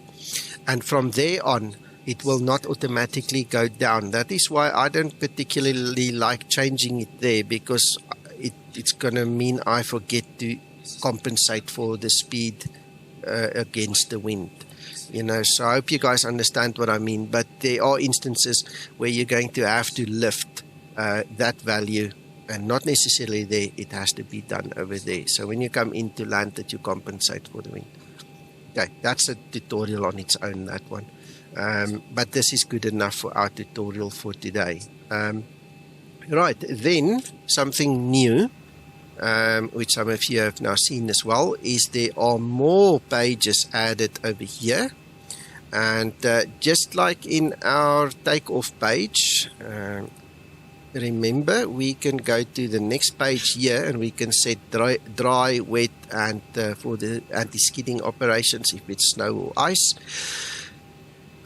We can actually now in this approach page do something similar for when we come into land. So depending on the condition of the runway, we can now go and set it to medium because we know there's a lot of water on the runway, or poor because we run the risk of skidding. And this will then allow the aircraft itself and its systems to anticipate handling that runway when we get there. And then also something new. This comes with U14, the new firmware. Instead of using tables and mental arithmetic, we can now do temperature compensation. So before we get into that, I just want to quickly take you guys to the legs page and show you. There's our runway. There is the normal altitudes that you guys know from many years of flight simming. But with temperature compensation, when you fly into an area that is cold, an airport with colder temperature, colder than 16, temperature compensation becomes a thing, because the altitude that you expect to see needs to increase a little bit, otherwise you're going to be too low and you run the risk of hitting something or flying into the ground. Okay, so let's demonstrate that quickly. Index approach. We're going to go through, and we're obviously going to pretend it's much colder than it is. So let's put it at 5 degrees, right? So it says it's cold, right? And then that altitude is 348. So that is the published altitude, but with temperature compensation, look what the altitude changes to. So that's significant. I mean, you can take off the landing gear if you eat something and you're at the wrong altitude, and that happens, right? So if we go back to legs page, you can then see, there we go. You will see the equal sign, and you can see that is now a compensated altitude. So the glide slope, glide path, VNAV path is going to be slightly higher at certain points to make sure that you don't hit something. As easy as that. So can I add something to your very excellent explanation at the moment? Please. One of the things about compensation is that the higher you go above the altitude of the airport, the more increased the error is. And as you get closer to the airport, that error is diminished. Of course, what we're concerned about is what you're talking about here. When you come across the final approach fix, or the further out, the intermediate, or the initial approach fix, if you're in mountainous terrain, right, that error can be several hundred feet. And especially the colder it gets, you get down to, in winter weather where temperatures at those altitude or at the airport may be minus 15, for instance. Yes, indeed, you can be several hundred feet off when you're out at, say, the intermediate or even the final approach fix, which could put you outside your obstacle protection. Yeah. So, but as the closer you get down towards the airport, the error is diminishing. As you showed there, it was only a few feet at the airport, but when you get out at the higher levels, it's very significant. Yes. Thank you, Twkster. I appreciate that. Guys, what do you think? Give me some feedback. Add, Nico, to that, basically it's the ISA standard lapse rate is 1.98 degrees per 1,000 feet, effectively being 30 feet per millibar. Yeah, that's getting very technical now. But it's just, it's like standard temperature is 15 degrees. I know. Anything over and above what is expected at a certain altitude, calculated from a standard datum point, that's where the variance comes into play. Yeah. No, I appreciate it. Thank you, Jakob. Right, guys, what else can I show you? Is there anything particular that I can maybe add? Because we've basically covered very basic and some very advanced stuff that is not necessarily available in any other simulator, so I don't want to bombard you with too much, but I don't want to miss something if there's something you still want to know. That means that the temperature is Tommy, you broke up. You were saying temperature and then you were gone. Oh, sorry. If the temperature is above 16 degrees at the airport, you do not have to do the temperature compensation. Correct. But if it's below 16, it's recommended to do the compensation. Okay, thank you.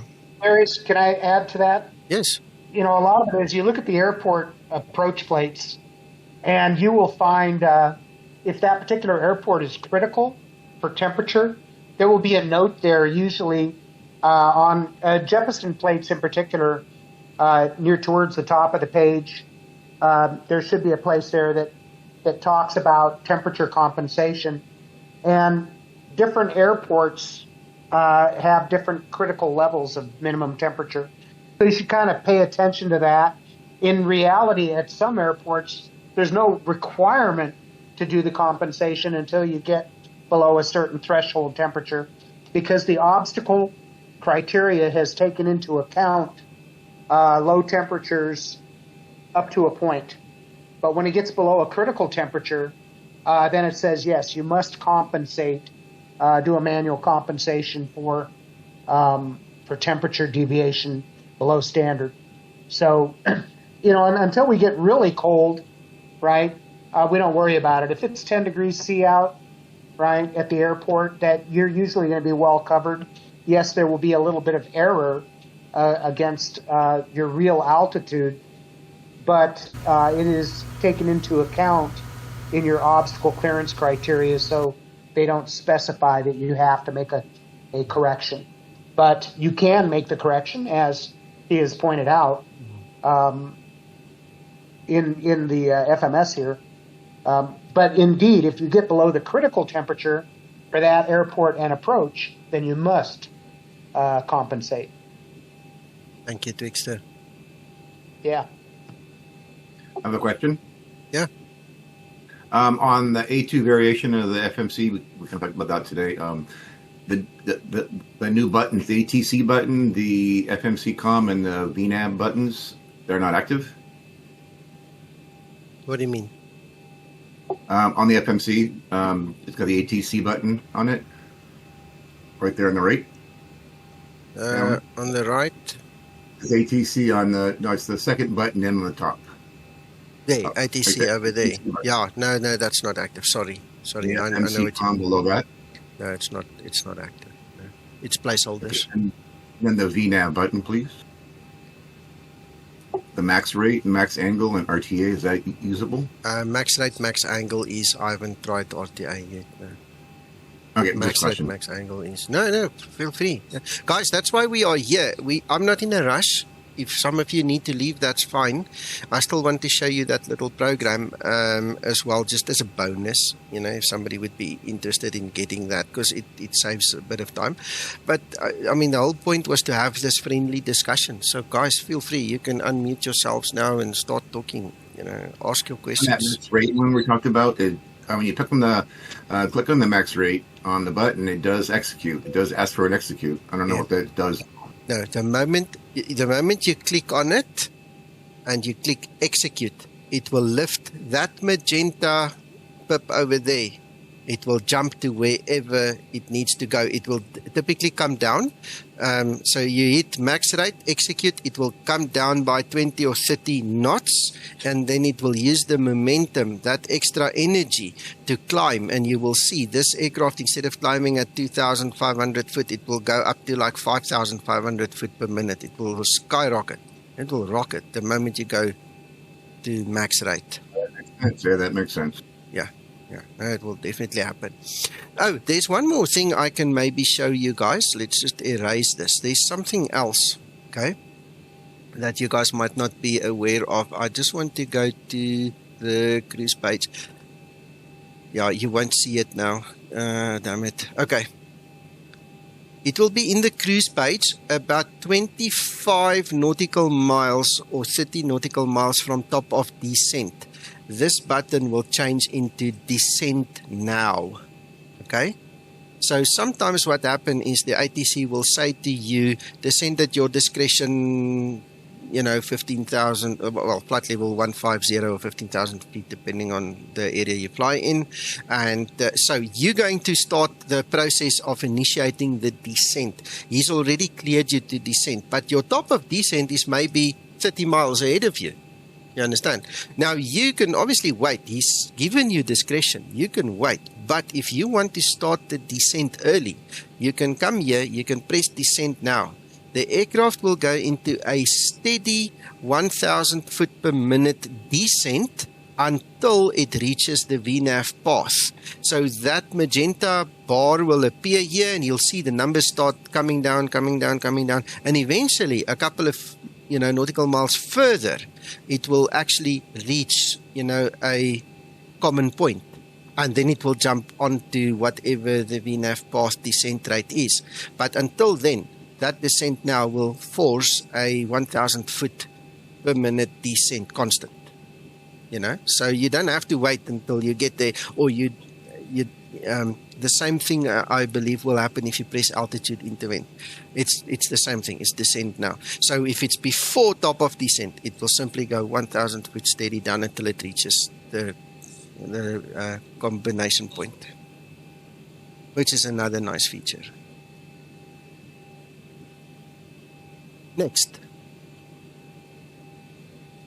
Yeah, that happened to me yesterday. Actually, I was flying, and they told me to descent at my discretion, of course. The descent now was not on at that time. It was quite a ways out. So to force it to do that, I went back and I changed my next waypoint's altitude. Yeah. And it forced it to go into descent now. Yeah. Yeah, there's many ways of doing it. Yeah.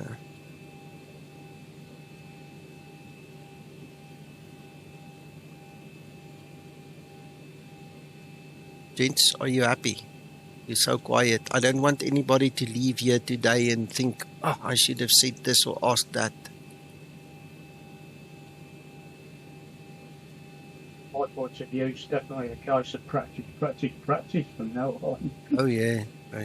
So yes. With the descent now, do you still have to change the MCP altitude to lower altitude? Yes. Yeah, it will not descend unless the altitude is set lower. There's another key point while you're on this subject matter. It's very easy in simulation to just program an arrival, for instance, and then fly that arrival as it's depicted. But I think you brought up earlier the fact that you should always cross-check the published charts. Go into your chart for that arrival. Cross-check every point, and this should be done on every flight. Yeah. Cross-check every point that's on the chart against what's in the FMS. It doesn't have anything to do with, well, sometimes it does. It's not about whether Zibo programmed it correctly, but usually it's whether or not the database itself is actually accurate. And sometimes that's the problem. The database has made a mistake. Yes. And it wasn't caught by quality control before it was published. Yeah. And so you go in and make a manual change. And another reason that that's important is not just to make sure that in the real world we'd risk getting a violation if we cross a mandatory altitude at a fix at the wrong altitude. But the other thing is to realize that the vertical navigation is only as accurate as the programming itself. And if we don't properly program the box dynamically for the conditions of the arrival, which in the real world change constantly because ATC always has an impact on the vertical profile. So that's a good habit for the simmer to get into is you put the arrival in there, immediately get out the chart, cross-check every fix against the ones in the box and make sure the altitude and the speeds have been depicted if there's a restriction. Yeah. No, absolutely. What's that? Wouldn't that make a variation? We talked more about the weather variation, the temperature variations. That would make an effect on that also, wouldn't it? Not really when you're above the transition level, because the transition level, everything is at the standard, what we call the QNE data plane, which is, pressure altitude. So we're not looking at hard elevations above the transition altitude or level. We're looking at pressure altitude points. So if everybody is on 1013/2992, then they're all on the same pressure plane, and it is not as critical. But once you get below the transition, in the case of coming down the transition level, and you tune a QNH, i.e. local station pressure, yes, then it has an impact on what physical altitude you will cross a fix at. Normally, like we say, not an issue till you get into the terminal area and you're going to make approach, for instance, especially in a place that has mountainous terrain. Yeah, gotcha. A lot of that was because you can get certain approaches, like going to Seattle, for instance. You go over the Cascades, and you have to come in from the east, and you got to stay at a certain level, and they drop you down quickly. But it's down below the transition altitude, and do you have to worry about the weather then too? Well, yes and no. The reason why we don't normally worry about it in the en route sector is when you're in an area where mountainous terrain exists, the vertical altitude or the minimum altitude for crossing any particular fix is at least 2,000 feet above the terrain within 35 nautical miles either side of the center line. So they've already taken that into account when they design a routing, or an airway or a transition route or whatever it may be. When you're in an area of flat terrain, i.e. there's no significant vertical terrain, then all airways have a minimum obstruction clearance of 1,000 feet. So, it's not likely that an early descent is going to create a problem unless you are violating the minimum requirement of the airway, i.e. you're coming across a fix in the Rockies and you descend early, and that next fix would have had a minimum altitude, say, of 14,000 feet, and now you're down below 12,000. Yeah, you could find yourself running into what we call a cumulus granititis, right? So, Never heard that one. Yeah, you haven't heard that? Cumulus granititis, No, we just call it granite clouds, but it's the same thing. It's just more fancy. Wow. Gotcha. That explains. I got you now. Thanks. Yeah. Nico, hopefully it isn't out too far your remit here, but I noticed the bypass. What does that actually mean? Does that mean that it's bypassing either a flyover or a flyby waypoint? It's bypassing one of the points in the leg because you're probably too fast. The aircraft cannot make the turn, in other words. So it puts in their bypass and it takes the appropriate path either before or after it to fit with the profile of the aircraft speed. Oh, okay. Yeah, thanks. So the FMS is going to do its best to get there, but it's going to say we can't hit it exactly. Exactly. Yeah, okay. Cheers. Yeah, no problem. Okay. Yes, Laurie. Is this going to be available on YouTube or somewhere, this session? I would love to put it on. When I said to you guys that I'm starting the recording, I missed about a minute of audio, so please forgive me. That's the one point I'm asking your forgiveness. And number two, I need to ask your permission. If anybody here I never displayed your names, okay, so nobody will know who's here and who's not here. But if you guys are happy that I load it onto YouTube, I want to put it in the official Zibo training video section on my YouTube channel, if that's okay with you. Oh, please do, and thank you. Okay. Am I okay? Please do. Please do, yeah. Thank you. Yeah, sorry about the beginning. I started the recording and I never noticed the audio was off. So you'll hear all of a sudden we just start talking. I do apologize for that. Okay. Gents, please, there's no rush. So if you still want to ask questions, feel free. But I just feel I want to show you this little program quickly. So if you guys are interested in it, it's in a test phase. Okay, it's not official Zibo, product. One of our supporters made it, and he introduced me to it this morning, and I kind of like it. And I think here at the very end, maybe you guys would like to play with it.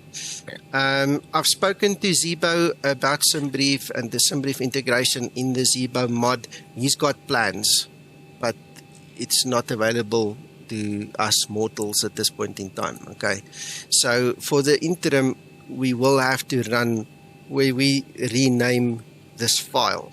Okay, so basically what happens is with this little Simbrief renamer tool thing, I haven't used it yet, so this is my first time. It opens up and then it goes and sits in memory at the bottom. Let's see if we can find it again.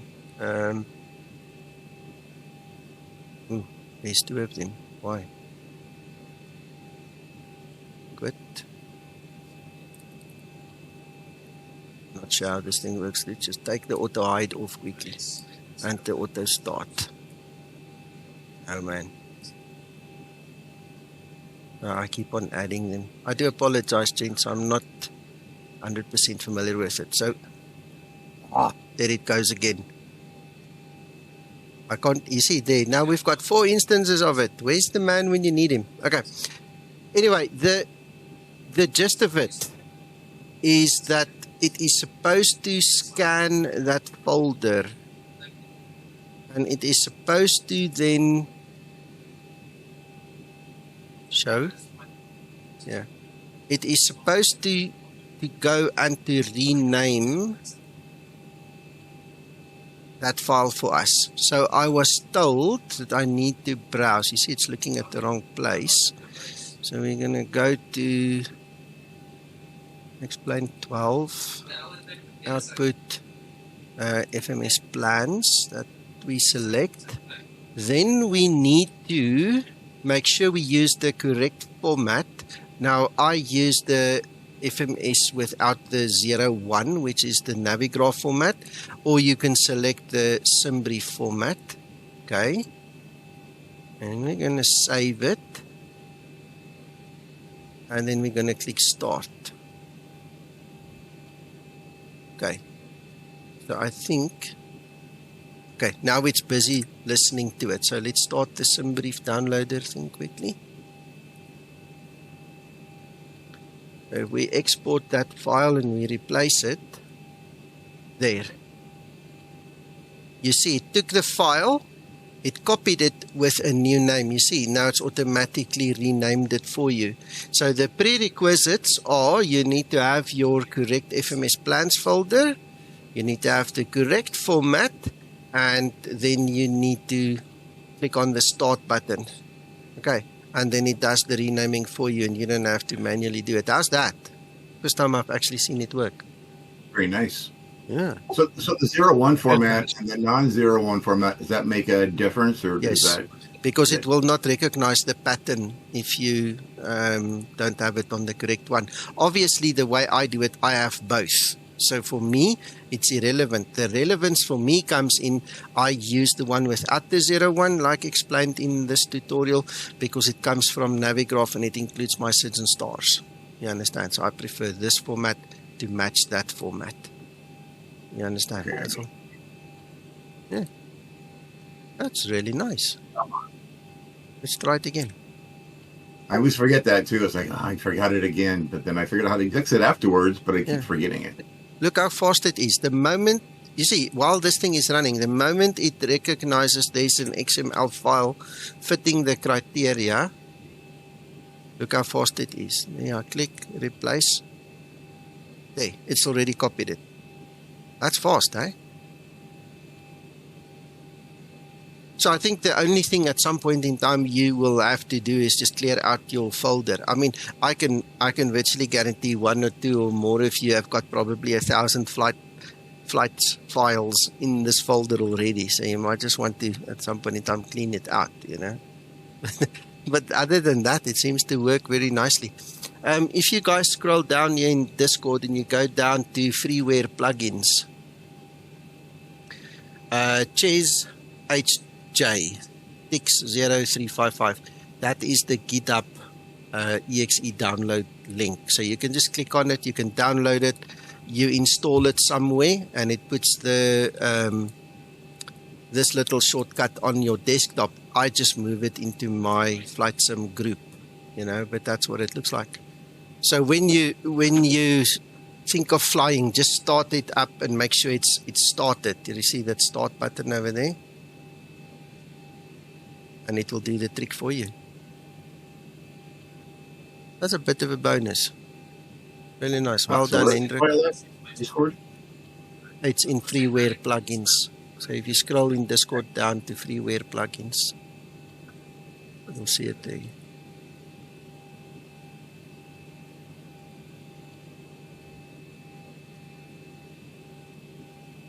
Okay.